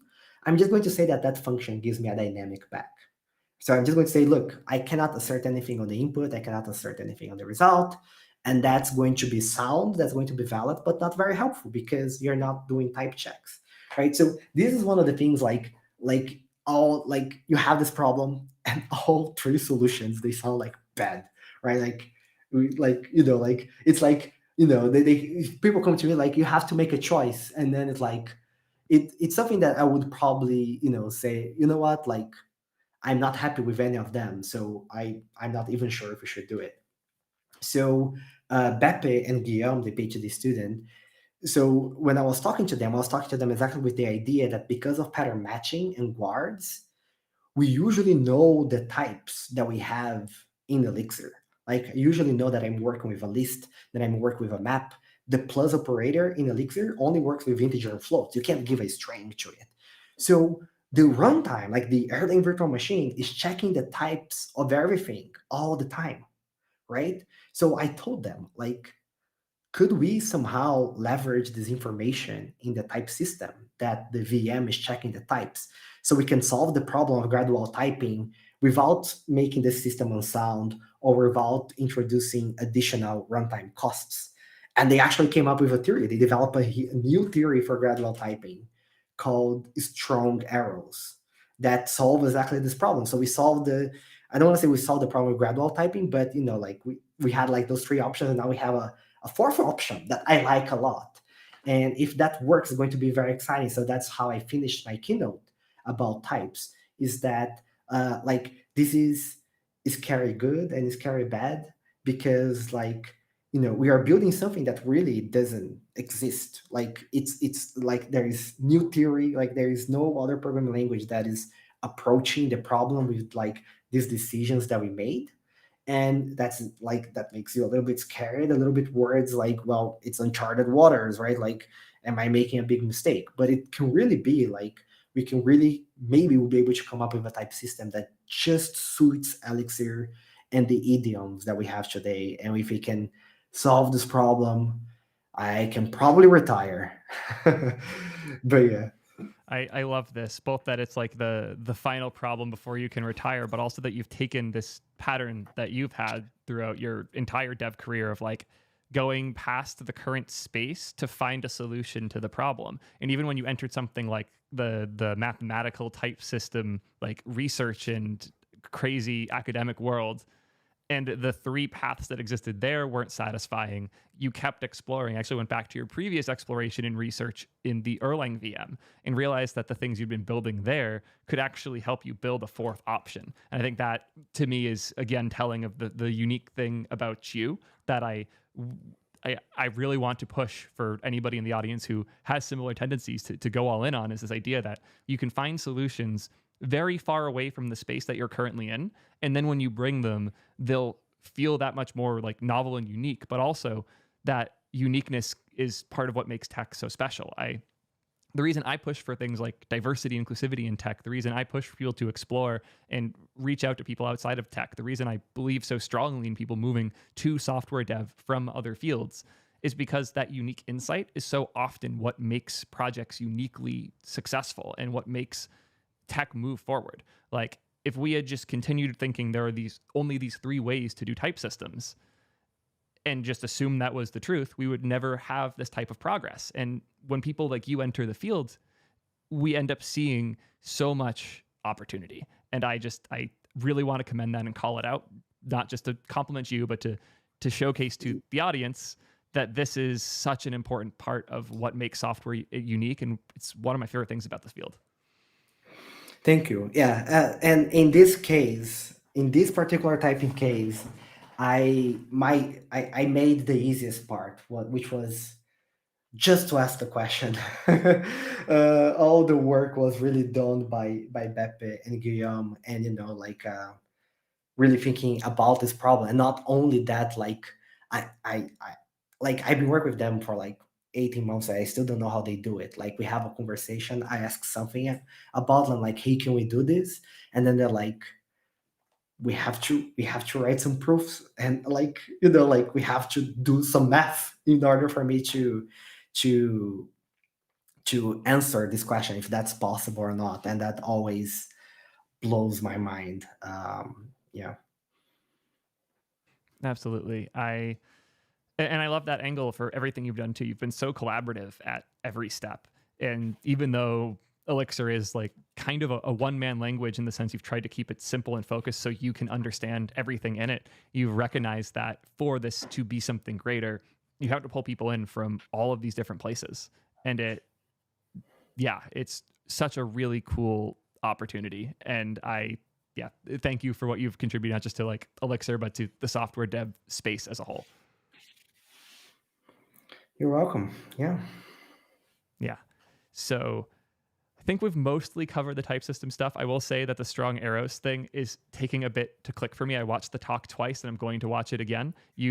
By discussing these different angles and the uniqueness of the Erlang side, is starting to click a bit more for me. And I would highly recommend anybody watching this, after watching this, go watch that talk, maybe come back and watch this again after, and then maybe go watch the talk a few days later, because it takes a bit for a lot of these crazier concepts to register. And obviously, like it has for our guest, and even if it hasn't for me yet, it's starting to, and I'm feeling these pieces line up in my brain, but I really do need to go play with it. Yeah, and there is just something else that I think it's worth saying is that if you're going to use the Elixir type system later, right, you don't have to know about this stuff, right? It's as you said, like that's how the sausage is made. The hope is that this has been like a huge learning journey for me, and the hope is that I can explain, right? Like when you have to use it, you don't have to know how it works, and the things that you have to know how it works, I can explain it. Like explainability has always been like, there were like many ideas that I like. Sometimes I'm working on a new API or on a new thing.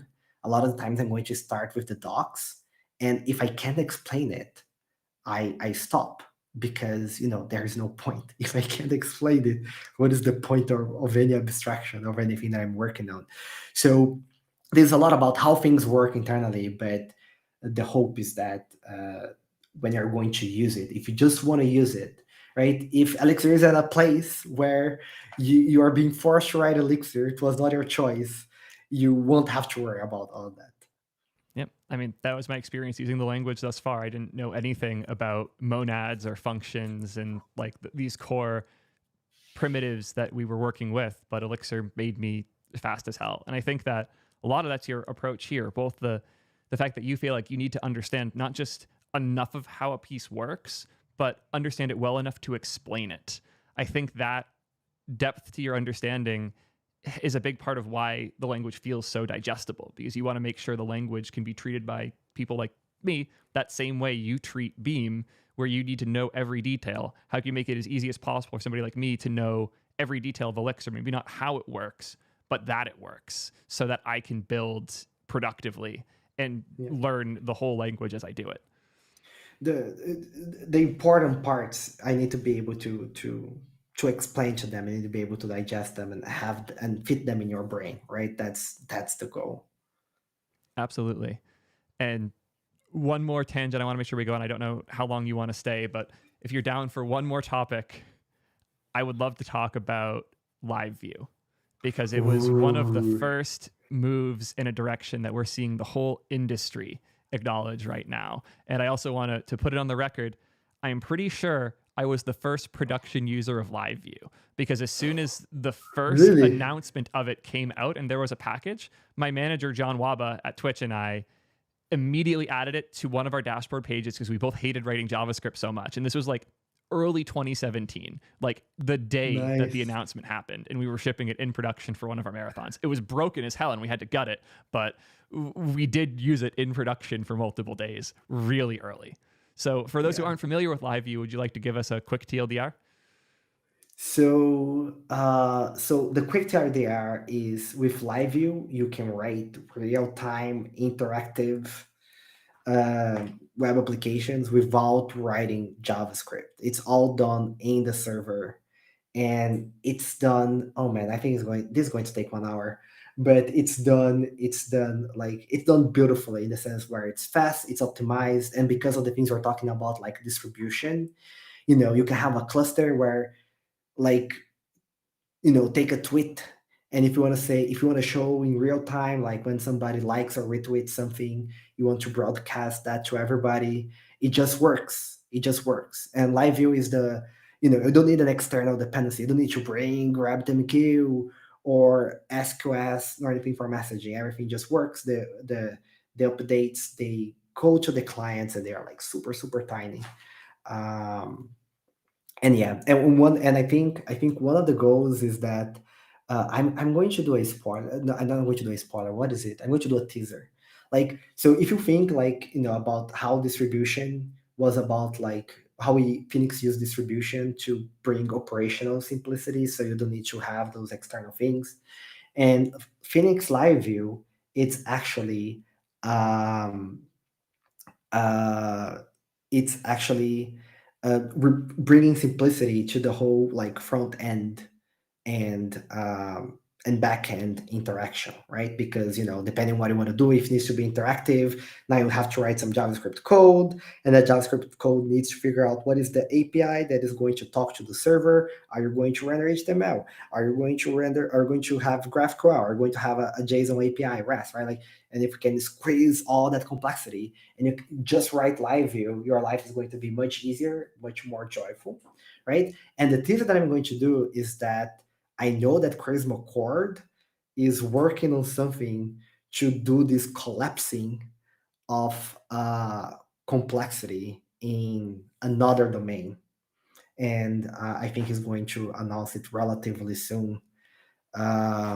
So yeah, it's very exciting to see, and yeah, I don't want to be like, oh, such a teaser, but it's like, it's very nice to see, like, how the complexity, like how we keep using the beam to collapse complexity around us. But let's talk about LiveView. Yeah. Yep. So what I'm hearing is you're going to put Beam in the browser. No, that's not one. There are people working on it, but yeah, that's not the one. Yeah, I will comment a bit on outside of Elixir, what's been going on. I don't know how much you keep up on the chaos in both the React world and on tech Twitter with all of this stuff. Have you heard about HTMX? I saw your video, and then I checked it out after your video. That's okay. I just earned a ton of cred from the HTMX community from that one, so thank you very much for that. I am blown away with it as a technology because it really showcases this idea of what if the server could also drive the interactions? What if we didn't have to reach into JavaScript for those types of behaviors and experience? Why do I need to write JavaScript to type a post on a Twitter clone and have it appear once I press enter? I shouldn't have to write code for this. If the server can define the UI, why can't it define the interaction? And I think that all of these new technologies, everything from React server components to HTMX to LiveView all the way back in 2017, the core idea is server-driven interactions in HTML. And a big part of that is that what the implementation detail doesn't necessarily matter, but this idea that the server sends HTML updates to the client after the page has loaded. And HTMX is the most primitive possible version of that, where you can define in an element that this element has a specific URL that's part of your service that will allow it to update its content. The JavaScript's already written for us by the HTMX team, the same way that Elixir's or Elixir and Phoenix's LiveView was JavaScript already written for me. I just embed in the template. But this concept of a transit method for the server to define interactions is something that I really see taking over right now. So I actually have a concern, and I want to run it by you, and you can let me know if that applies or not. Because there is also Hotwire in Rails, so I'm not that familiar with HTMX. I just took a look around it, but I know that my concerns would definitely apply to Hotwire. And all right, let me go ahead. So here's the thing. Yeah, here's the. I don't know. I have pinpointed the concern precisely. So I'm going to tell you like a little bit of a story, and then you let me know. It's like, So here's the thing. This type of server rendered HTML, I find server rendered HTML confusing because, well, the HTML is, like PHP was server rendered HTML, like, 20 years ago. But like this dynamic server rendered HTML, where we are generating like HTML to change the page after it has been loaded. It's not new. This is like it's the pendulum that swings and come back. And in 2000, I'm not going to be sure about the year, but about 2008, I was actually writing applications doing exactly that. I would have things that I would use jQuery at the time. So I would have things that say, look, we have like the live selector in jQuery that would detect elements as they appear on the page. So I say, look, everything that has this attribute, sometimes we would do the selector based on class, which today we know it's bad, but at the time we would do a selector based on class that say, hey, when I click on this button, I want it to go to the server, get some HTML, and put on this element, right? So I was doing this like 15 years ago. And the thing is that I'm actually not very sure if that really scales, not in terms of performance, but in terms of maintainability. Because if you think about it, it's really, how can I say it? It's really an imperative model of thinking. Like if you think about it, it's like, well, I'm saying that when I click this thing, it goes to the server and changes this thing on the page. When I click this thing, this other thing, it goes and appends some element somewhere. Sometimes I'm going to click this thing, and then or the server is going to tell me to delete something that is there, right? So it's really like an imperative approach to programming where you have to say what are what are things are changing. And the problem that we had at the time, I think like it's a perfect example of why this is problematic, because you are like patching the page, like after you click, like it's very hard for you to visualize later after you click on 10 different things how your page is going to look like, how those things they are going to interact.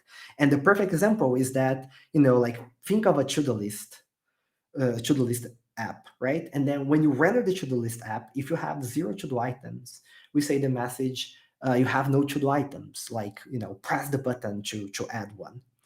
And then so the page is rendered with that message, and then you click to add a to-do item, you add one, and then when you click to remove it, the item is removed, but the message is no longer there. But if you reload the page, the message appears. And this happens because the rendering of the page goes through one flow. Adding and removing the thing goes through this other flow that is the server render HTML. So you have like two paths where those things can happen, and you end up with this divergence that leads like to different results actually, right? Yep. So so I did this like 15 years ago, and what would happen is that like because of those inconsistencies, like we would start to have bugs in our application. Sometimes it would even be like a silly bug, like, oh, because when I click this button, it has to change this ID somewhere here, right? And then maybe somebody in a branch that merged later renamed that ID. That thing that is clicking, asking that thing to change, or the server is telling that thing to change, no longer exists. So we were doing that. And what would happen is that as the team grew, like as the application was growing in size, it was very hard to maintain. We would have silly bugs. And then what would happen is that like, oh, we have a silly bug because this thing is happening. There is a bug happening in the client, right? So what do we need to do? Oh, we need to add browser testing. At the time, we would use Selenium. I hope they are better too today, or at least with better user experience. A little bit. We And haven't made enough progress there. yeah, so we would add those, and then those tests, they run much slower, and we would add more of those tests, and then our test suite went from like 2 minutes to 30 minutes running. And the application would just like, it would get to a point where I would not enjoy the application. And I've ran into this like at the time, like 2 or 3 different times. I saw like this thing happening of like not really feeling confident about my code and how everything is going to to to stay together. You think Yeah, I have a for what it's solution, but worth, all of chat is agreeing with you right now. I had somebody jokingly say, okay. pointing out very reasonable trade-offs of HTMX not going to make it as a joke. But like, yeah, you're very on point here. There's a certain level of disconnect between the like state of the DOM and the little bits that go back and forth from the server that make it very very easy to put yourself in a weird position. And all anyone here needs to see to know this is a thing is use GitHub. The amount of weird states you can get GitHub into because it gets the wrong update, or it's in a weird state and the server had an update happen while you had the page open. All of these types of bugs cause the GitHub experience to be, frank, a little bit jank. And recently, sponsor plug, I've been using Graphite a lot, which is a phenomenal GitHub alternative built on top of GitHub. And I don't have these types of issues on it because they went hardcore single page app direction where they're just pulling JSON from the server. And if that JSON doesn't fit what the browser expects, it says, hey, you need to refresh the page quick. And then it works how you expect it to. And I think that we moved away from a lot of these problems when we went in the direction of single page apps, but we also widened the gap between the server and the client and introduced a whole new category of issues, communication problems with teams, and all these other things. Like, that direction didn't solve this problem either. I would love to hear your solution before I tell you ours, which is server components, because React server components solve so much of this so well. But I want to hear your thoughts first. Yeah, I don't know about React server components, so I want to hear more from you for sure. So, but you gave the solution to the problem, right? So just to be clear, I'm not saying like you shouldn't use servers, like you shouldn't use HTMX, right? Like that's it's a trade-off, right? And you need to be aware, like if you're using HTMX and you are going, if you feel like what I described to you, you feel like you're going down this path, now you can like ring the alarm bells, right? It's like, okay, like we have to consider what we are doing, right? And the other disclaimer is that I am generally in favor of moving stuff to the server, right? Because the server is where our data is where security should be. And so I think like being close to your data, being close to the server, is usually where I want to be, right? So how do we No solve? opposition about How do we that solve? here. We're very pro server in this community. Okay, yeah. So here's the thing. How do we solve this problem? And you said it, like Graphite, it doesn't have this problem, right? Because the JavaScript community went through this. We were used to build applications with jQuery, and I'm sure that people build large, complex applications with jQuery. And jQuery is the imperative model, right? It's like saying, hey, like go and change this thing.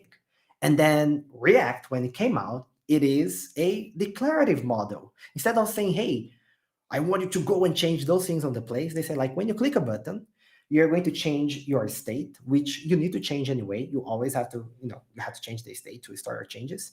And we are going to automatically render the page for you. And you're no longer like the whole concern of how the page changes, it's removed from you as a developer. And that's great. You don't have to worry about that. The whole thing is declarative.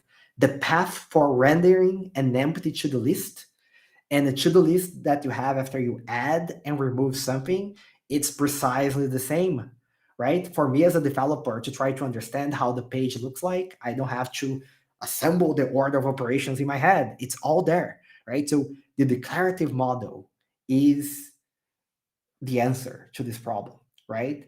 And I think that's what set LiveView apart. Because when you look at LiveView, I like to say like the best and worst way of describing LiveView is think it's React on the server, right? Like LiveView is React on the server. It's like the best and the worst way you can describe it because it's really not fair to what LiveView does. Like it ends up being very different, but it gets the message there. It's a declarative model. When you click a button in LiveView, it goes to the server.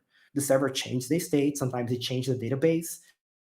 And with PubSub that we're saying, with the messages, you can notify everybody, but it changed the database and say, okay, I'm going to change my state and I'm going to render a new version of the page. There is no patching whatsoever, right? You just render the new version of the page. But what is really cool about LiveView is that because we know how your data structures are changing and we know what the page looks like, we can actually figure out like exactly which parts of the page changed and send only the minimum part necessary. So I was talking about the tweet, right? Like, with the graphite case, like if GitHub had a live counter, they would probably be getting like JSON blobs from GitHub to see how a counter of stars in a project, like a bunch of JSON blobs. That would be a waste. And then people are like, okay, I can write a GraphQL subscription endpoint to solve that problem, right? But with LiveView, it's for free. You don't have to do anything. You just write your view, your template, you do the change, and we figure out, oh, you just want to boop this counter. We build like a very tiny payload and send that to the client. Because we understand the whole thing, right? So it takes a whole bunch of concerns for you. And Chris likes to say, like, we generate payloads that are like, sometimes they would be smaller if you were handcrafting those payloads. Sometimes, like, such is the amount of data we sent over the wire. And when you think about it, like, this is essential because one of the things that came with React, it was the virtual DOM. Because the React folks, they realized, well, if I am rendering the page over and over again, there will be some cases, and it doesn't have to be the virtual DOM, but the idea of reactivity in general, right? And not rendering the whole page. They realized that rendering the whole page on the client would be enough to add latency, right? Just rendering the data that is already on the client. Imagine now that you are rendering the whole page, plus you are sending the whole page from, like, you're sending like huge chunks of HTML, like, from the server, right? So being able to send like those tiny payloads, they're extremely important. Otherwise, the latency, like, it's very easy to find cases where the latency just goes through the roof. And then somebody can say, oh, but what I can do is, like, in Hotwire or this other solution, I can have like this very tiny thing that I map around, right? And then that's, again, you're going back to the imperative model. You have to explicitly be saying how I need to change this place on the page just so I can optimize and send minimal data over the wire. And with LiveView, it's all for free. So that's, that would be like, get the declarative model, worked on the client, put it on the server, and run with it. Yeah, first off, you're going to absolutely love server components. I saw one comment in chat I wanted to highlight because I think it's really telling for what's special here.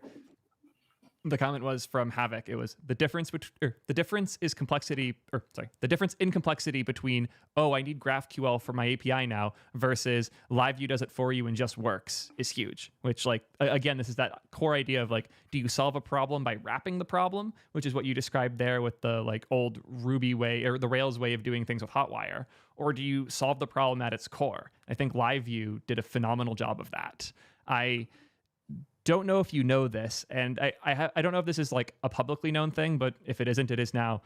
The React team absolutely looked at LiveView quite a bit when they designed server components, because, as you said, it was the closest thing we had to a declarative model for DOM updates from the server. And in a lot of ways, as you compared it with the virtual DOM, is it kind of moved that layer to the server, where now you have an abstraction where the server, knowing the content of the page, can send updates in a granular way.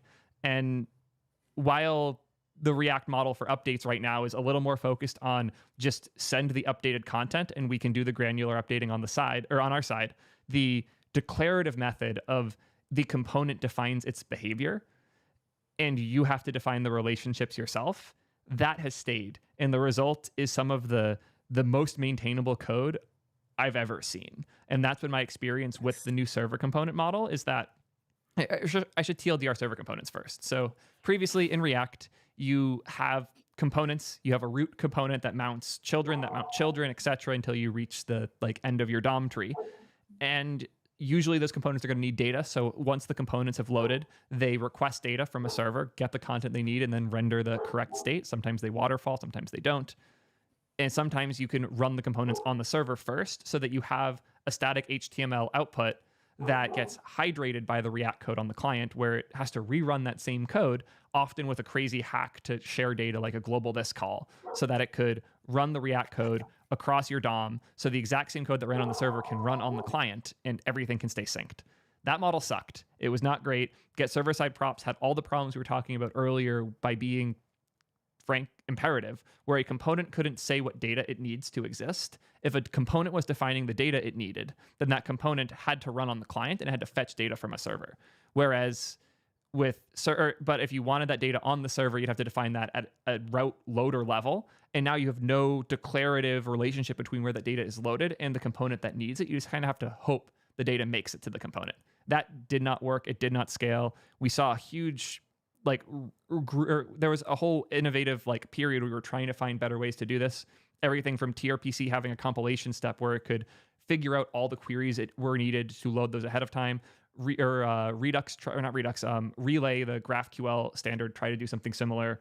We also had Remix, which was a very popular framework that moved more of the data loading to the route, but gave you better patterns for accessing that data, but still didn't solve this declarative problem of a component couldn't say what data it needs. It had to assume the data was there and was being passed over. None of these patterns really worked at scale.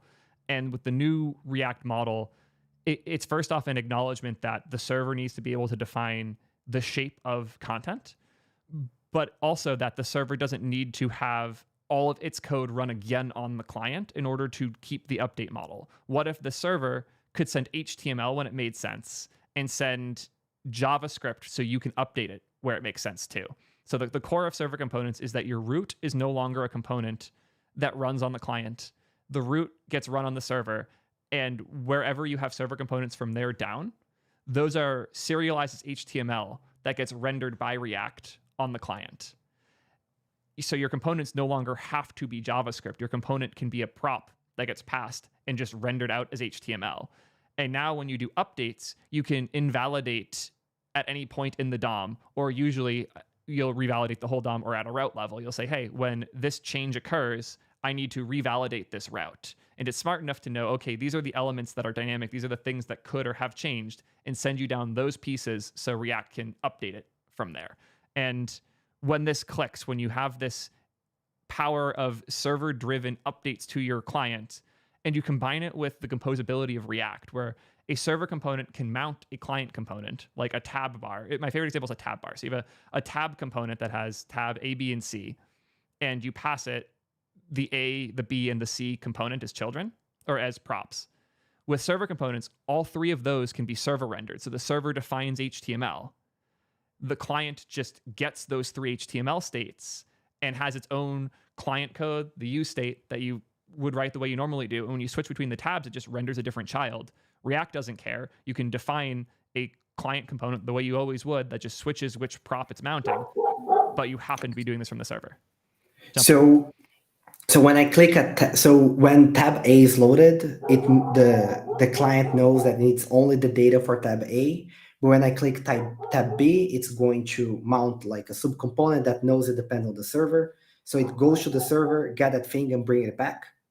Not quite. You actually pass all of the HTML as props. The way it's working under the hood is it throws this all in a global, sitting there waiting. But when you do a render, just because a server component was rendered doesn't mean it has to be visible in the DOM. You can, when you render that tab component with the three children in it, each of those children gets rendered on the server during that first pass. You could also use suspense so they get streamed in later, but they don't get streamed in on interaction. They're there once the interaction occurs already, or they get streamed in when they're done. But anything that your DOM needs that exists in your React virtual DOM, anything that a component is being passed, that's all there either at first render or is streamed in, not due to a user interaction, but due to the browser behaviors of HTTP streaming.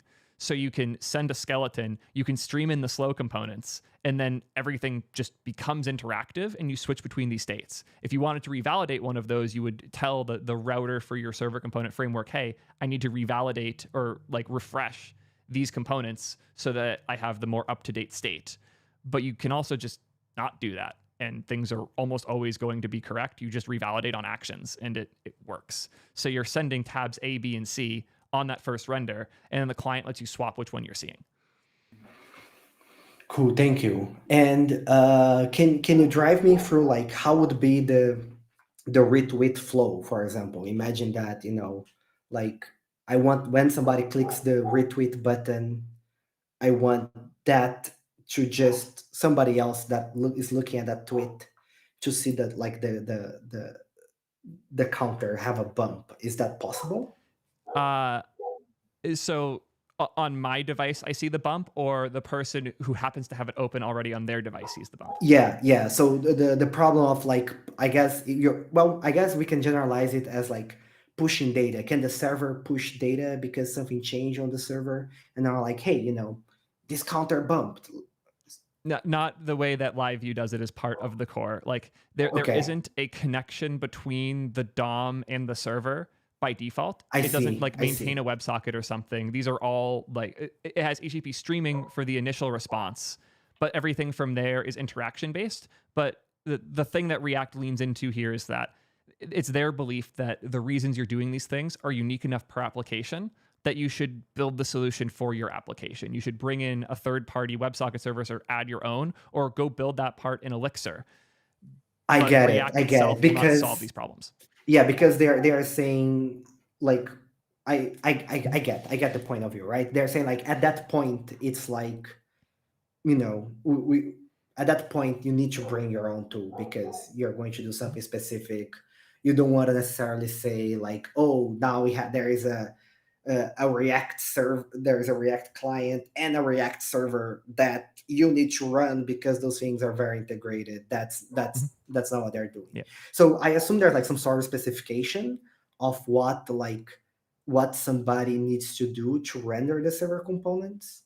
Yeah, but React does that all for you almost always. Like I can't imagine somebody using the React server component like server side without also letting React handle everything on the client. Yeah. So I'm okay. I'm thinking also like the opposite. Would it be possible for me to just crazy? Yeah, implement server components in another language. In Elixir, yeah. Yeah, I believe theoretically yes. I haven't tried myself, and I haven't seen too many examples. But from my current understanding, that would be possible. It's mostly about the serialization layer. I think the weird part's going to be a lot of the like magic of server components is that I can like call my equivalent of something like Ecto in TypeScript, like Prisma or Drizzle, that's a type safe database. And in my component, I can await that database call and then return HTML. That power with the type safety, the composability, and the declarative nature of React is a huge part of what's like so powerful. The other important part of server components is that they're effectively stateless by design. You could make a stateful version, but I haven't seen anybody really lean into that direction yet. It's very much like the server takes what inputs it needs, it renders this content. It's almost like a better default state for your page where more content can flow in. All the things that we would previously have awful loading spinner patterns and client-side fetching for are now part of that initial HTTP response. But everything after that point is still largely your problem. And that's what LiveView does better for sure, is the relationship, not just from initial page load, but from like every interaction from that point forward too. Perfect. I get it. Thank you. I think I have a better grasp on it. I think you're saying like, it's a lot about the initial, if I understand correctly, it's a lot about the initial load of the page, because before, even if you take SPAs, that initial load was quite problematic because, you had to, as we were saying, you have to, like set up the infrastructure, get all the data in, populate everything. And now those problems are solved. And at least from the client side, what you need to worry about is the updates on the page. Because before you had to worry about everything, you had to worry about the initial load and filling everything with the initial load of the page and the updates. But now you're saying, hey, the initial load is solved. Now you have to worry only about the updates. So it's fewer things to worry about. That's perfect. Exactly. you've given up all of the data loading concerns and all of the like, does this data exist? Every component having like the equivalent of like Golang's like if error is not equal to nil. React was developing its own equivalent of if is loading or data is null, then return a loading component, and that's Oh, I gone now, see. I which is see. magic. Okay. And that comes with a new level of composability of our components, where a component can define its backend needs, not just as props that you pass it, but as actual functionality that runs on the server. So by the time that I component see. gets to the user, all of those cases are handled. You're just worried about the interactions. And they've added a couple nice hooks like use form status and use transition, and there's a use optimistic that are how you would handle a lot of like the optimistic cases on the device the user's interacting on. So if you wanted that retweet button to go up one for the user who clicked its device, you could use optimistic for that value you got from the server Okay. and optimistically bump it. But that's a client behavior you define. That's not a Yeah. characteristic of the server, which has the benefit of it ran on the client. You see it as soon as you click it, but as the negative of I have to define that myself now. So that's the trade-off. Cool. Yeah. Yeah, very interesting. And I think you said there is the other word that is said, and I think it's like it sums up the difference between the two, which is that the React server components, they are stateless, and LiveView is stateful, and that's what allows like LiveView to push the update over the wire, because there is an open WebSocket connection between the client and the server, so we can push updates, for example.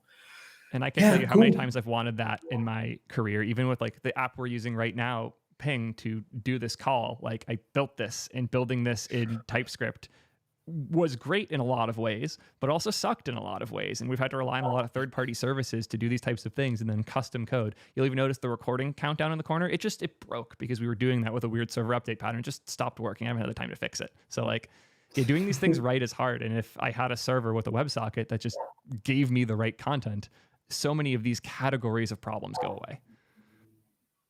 Cool. Nice. I don't want to hold you too much longer, especially for going into my side of the React stuff, but anything we didn't cover, anything you want to bring up, I appreciate this so much. Yeah, no, this has been super fun. Yeah, also thanks for having me. There is one area of Elixir that I just briefly touched it, which is, have you used Livebook, I Theo, have before or not. no? I watched your presentation on it yesterday and was blown away, but I've not, like, I left before Livebook was really a thing. Okay, hold on. Should we try to show Livebook? I think that would be cool. The screen sharing on your end won't be great just due to bandwidth constraints, but if you send me a link and can guide me through it, I can show myself using it if that works.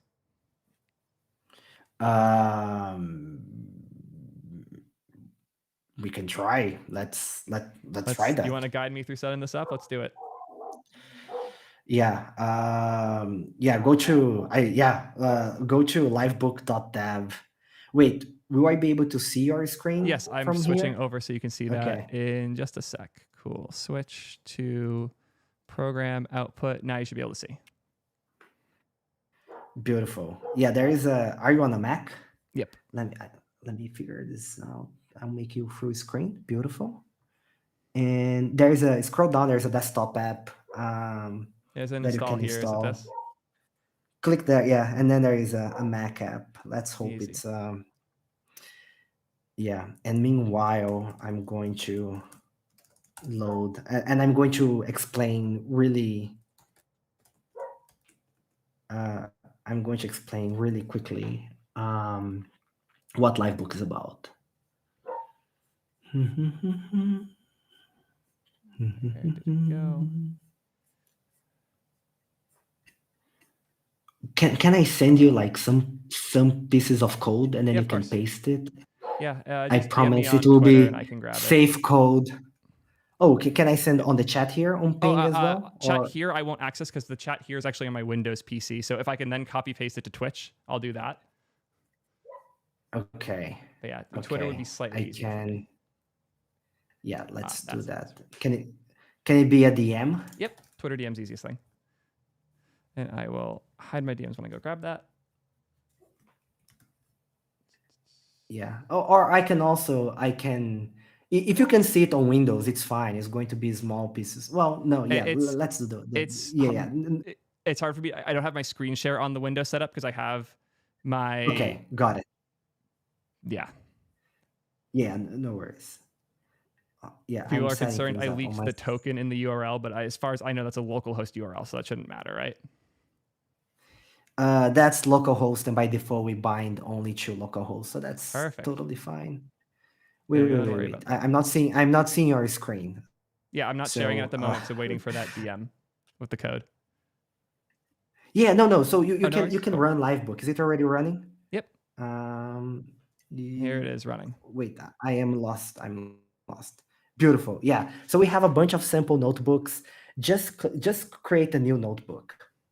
On the top right. Yeah. So Livebook is a notebook. It's a notebook environment in Elixir. Like, have you used Jupyter before? I've not, but I'm Jupyter relatively familiar. Notebooks from Python. Yeah, we should give a little more. So the idea is that. Yeah. So the idea is that you can write. Think about it as a mixture of IDE and a shell. So you can write code, but you can also add some markdown and document things. So that's what it is. Like, you think about it, like, for example, it can be a living document, right?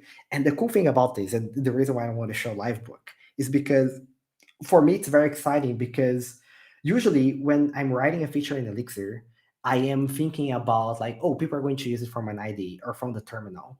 But now, if I'm thinking that people are going to use Elixir from the browser, we can just do a bunch of really more exciting things, because I can, like, show a rich representation of a lot of things. So to get started, see if this DM works. I will grab that quick. Maybe I should send the whole code. This will be fine. Cool. Screen share. Here's that. Yeah. So that's a code. Yes. You're probably familiar with this. For those who don't know Elixir, what that's doing. So all Elixir code runs in, like, this tiny thing called processes. And those are like lightweight execution threads. Like, you can literally spawn a million of them. So you can click evaluate, or you can press Command Enter to evaluate this code. And what that's going to do is that it's going to, it created 1 million processes, and it just returned, right? So super fast, super quick, right? And I'm going to send you some other piece of code in here.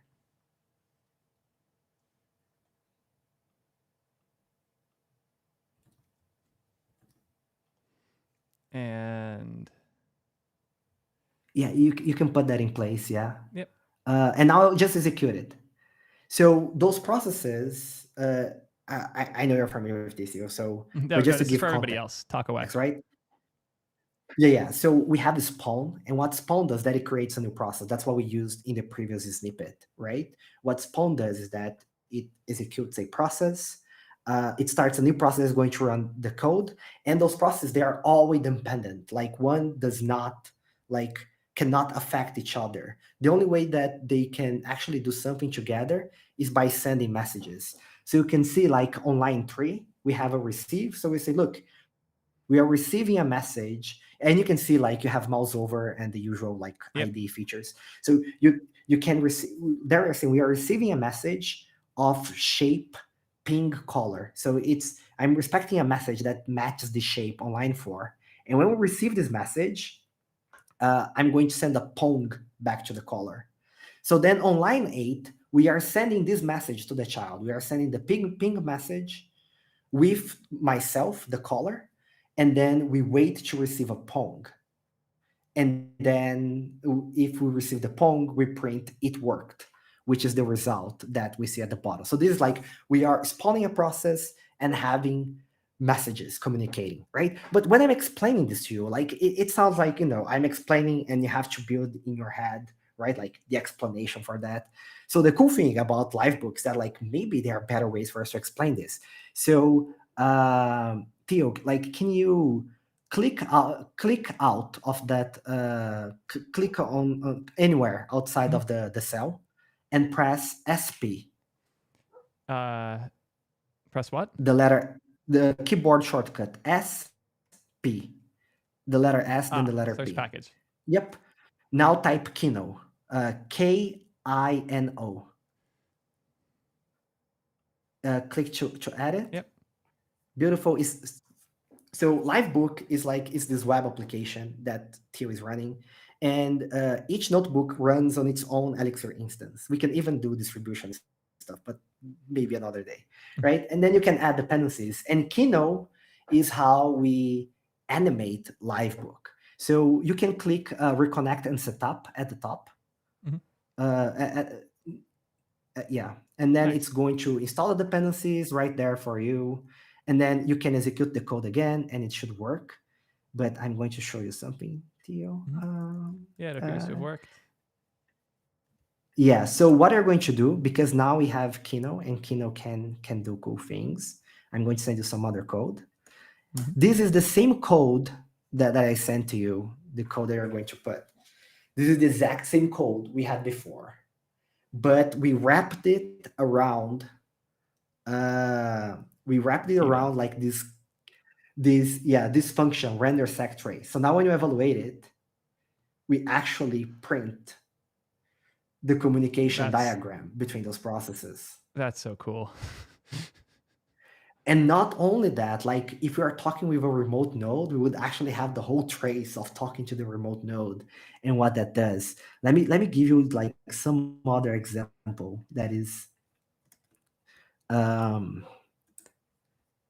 so this is another example that we can show, and people can check it out. When we're using Elixir, did you already have like the task async stream? I think it was somewhat recently introduced. Oh, this copied as a link. That's easy to fix. Oh, no, I fixed it. We're good. Yeah. But yeah, Yeah. I think that you had somewhat recently given the Gen server talk. So yeah, we were deep on that. Yeah. So yeah. So here's the same code as the sec trace. So in Elixir, we have this thing called tasks. So for example, imagine that you are building something that needs to talk to different URLs, to different services to get information. Maybe they are internal services. There are like 4 services in this case, where you need to talk to them and get the data from them and a group. And you want to do those requests in parallel, because why not? So in Elixir, we are going to use something like task or task async stream to do that streaming of URLs. And then you can use that in Elixir, and you're like, okay, that's cool. But then you're like, how does that work behind the scenes? You bring the code into Kino, you put the render sec trace, and you can see exactly how the messages are going through all of those processes. And the cool thing is that in this code, what I did is that each task is sleeping by a random amount, because that's how we are simulate like waiting for the URL. So every time you execute, so if you press Command Enter again, you're going to get like a slightly different sec trace. And yeah, this is so cool. So yeah, and there, oh man, like there are so many things. I just want to share. There is one that is really, really cool, but I don't think we'll be able to do it because well, your computer is super fast, so maybe we can try it. So go ahead. This is like a maxed out M2 MacBook or M2 Max, and it's not part of the stream. So if this gets bogged down, it doesn't affect the content. So. Oh, nice. No, it's like as you are like installing things, I saw like it was super, super fast. So can you scroll down a little bit? And so mouse over around the middle. We are going to appear a little bit down. Yeah, can you see? Yeah. So if you click Elixir, you can add more Elixir code. If you click block, you can write Markdown. But we have this thing. Yeah, you feel free to type in Elixir code in there, and it's going to execute it. But we have this thing called smart cells, and the thing with smart cells is that like Kino is bringing like all this amazing tooling. So click on the smart cell, smart, and it has a bunch of predefined tasks. And so I wanted to click on the neural network task, but I'm afraid it's going to take a long time. So click on neural network, add and restart. Yeah, let's do it. So it's going to take a while. Okay, so it added a bunch of new dependencies, And the idea with smart tasks, with smart cells, is that like we have this new brand world of Kino and machine learning in Elixir, and you can do a bunch of things. You can plot charts and so on, but like an Elixir developer, including me, we have no idea how to plot charts, right? We have no idea how this works. So we have no idea how machine learning works. So the idea of Smart Cell is that it can do those tasks for you. So if you have a image, you can try uploading there, but instead of image classification, let's choose another task. Click speech to text is my favorite. We'll be able to send some audio to that computer. Yeah, I'll just use the mic on it and talk. Yeah, perfect. So evaluate. So click on evaluate on the left the top here, side, right above the. Mm-hmm. Yeah. So now that is fetching something that can do speech to text. Just say something. I don't know if it has permission right now or not. I don't actually know how specifically. I don't know how Arc handles this, so I'm just going to go use Chrome for this quick. Oh. Yeah, you should. We need the token. It's there. Oh no, we lost. Wait. Yeah, the token got lost when I did that. I can save this model and reopen it. Let's do that. I mean, it saves by default, right? Wait. It's the desktop app, isn't it? No. Go back there. It's a desktop app, isn't it? So you should find on the top right, there should be something like a Livebook icon. Oh, yeah. On your perfect. Yeah. So click. Would that work? Yep, that worked. It worked. Beautiful. So go to the home page. Running. And then running sessions. Click there. Perfect. Yeah. See if you can upload the audio now. there. Hopefully it will ask. Yep. Allow. There we go. Can I re-record that? Testing. Hello, Elixir. I hope that this works off of my laptop audio. Cool. Run it. It didn't work. Testing. Yeah. Hello. It got Elixir on. Yeah. But the rest worked. Alexa, yeah. Yeah. Yeah. Close enough. But this is a tiny machine learning model. This is like if you get a better model, you can see using Whisper Tiny. If you get a larger model, it will be better at doing those things, right? Mm-hmm. So there you did, Theo. You just did machine learning with Elixir. You are running a machine learning speech to text, right? And they're like, okay, Jose, this is cool, right? But I'm not learning anything new here. But the thing about Smart Cell is that not only we want to show you how to do something, all that a Smart Cell can do is to execute code, and you can access the code. So if you click on the code icon right there, so there is a emoji, there's a hugging face icon, mm-hmm. Yep. And right on top of it, no, not that one, the one on top of it. Oh, the code? Yes.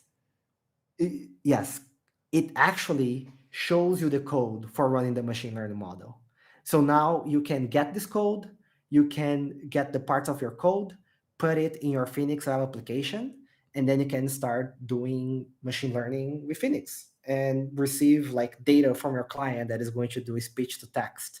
And there are like a bunch of other models. So that's what I want to show. I want to show like the Smart Cell, right? And this idea that now you have like all those things that you can do with Elixir, and the Smart Cells is like a meta programming UI. As you change the Smart Cell, as you configure it, it emits different code, but the code is all there for you to get, reuse, and put in different places.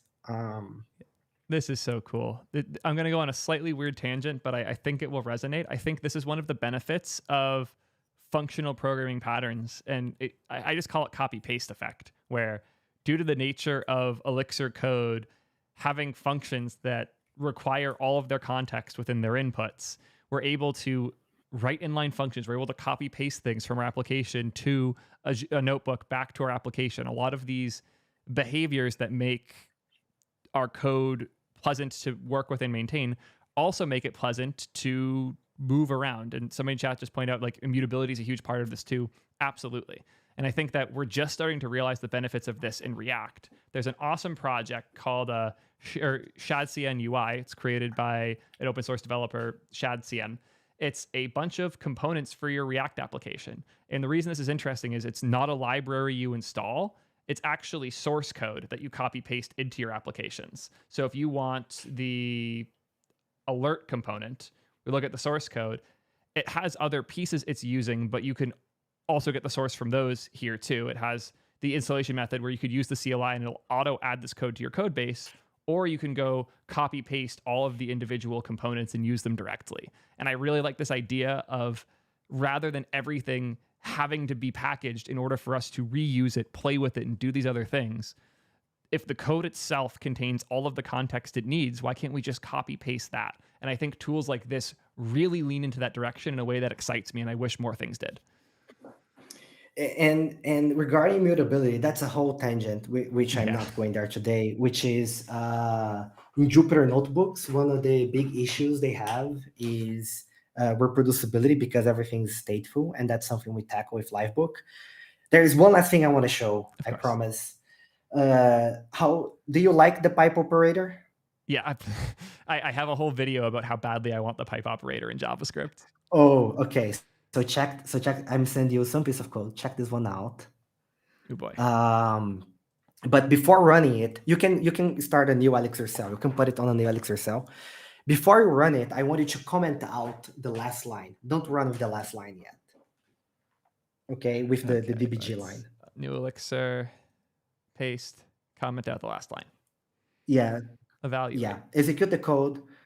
Yeah. So this is a pipeline, which is like it's like we get the answer. It's like a Unix pipeline. We get the result from the left side, and we pipe it as the first argument on the right side. So what that is doing is like, oh, we are removing the exclamation mark, we are splitting the thing, then we reverse and get the first. It's a bunch of transformations on the data, right? Now imagine that for some reason this is wrong, where you have really a long transformation. Maybe it's a data transformation working with the database, right? And this is wrong, and you want to debug it. So if you comment out uncomment the next line, the last line, and run it. Yeah. And what that gives you, it's the pipeline, and now you can play with it. You can see what is the result of each step, but you can also turn off particular things on the pipeline. So if you turn off like trim trailing, right? Well, in this case, trim trailing is not going to make a difference, but yeah, that's an error. Or reverse. Reverse is going to change, right? Like you get a different result, and you can also reorder the things. Right? You can also reorder. And you can copy the new pipeline, which I'm assuming is the code with the modification. Yeah, that's so cool. Yeah. If you have like a SQLite database around, you can just like drag and drop a SQLite database, and we are going to like generate things to start exploring it. So like there are a whole bunch of things that we can't possibly cover all of them. Grab one pretty quick. Grab whatever for the SQLite part, because I can demo that quick. Yeah, so if you have any SQLite database, I may have some on my machine. One here. Just a random one for a demo I was working on a few days ago, and I can just drop this in. Do I have to drop it on the drop zone, I'm assuming? Yeah. So add the file I just added. What do you want to do? Describe SQLite database. It's going to add the packages. Nice and easy. And then you execute it. It's going to it has to install the package, and it's going to and it's it's already going to so that's like the describe of the columns, right? And now what you can do is that you can go to the smart cell and say that you want to write a SQL query, and in this existing cell, or make a new cell? No, a new cell. So go on the smart, say you want to write a SQL. You have to scroll before. I'm sorry. It's fine. I know JavaScript and CSS are hard. That's our job. SQL query. Yeah. And now it already figured out the connection. I can say, oh, I want to query the post table, right? And There you go. You're already querying your databases. And now, if this was some data you could plot, I don't think we can plot it easily. This isn't Um, plottable, but yeah, I you can would. pretend it is. I'm I assuming a don't think it's chart. going to work. I think it's going to say you don't have plottable fields. Let's try. Let's see.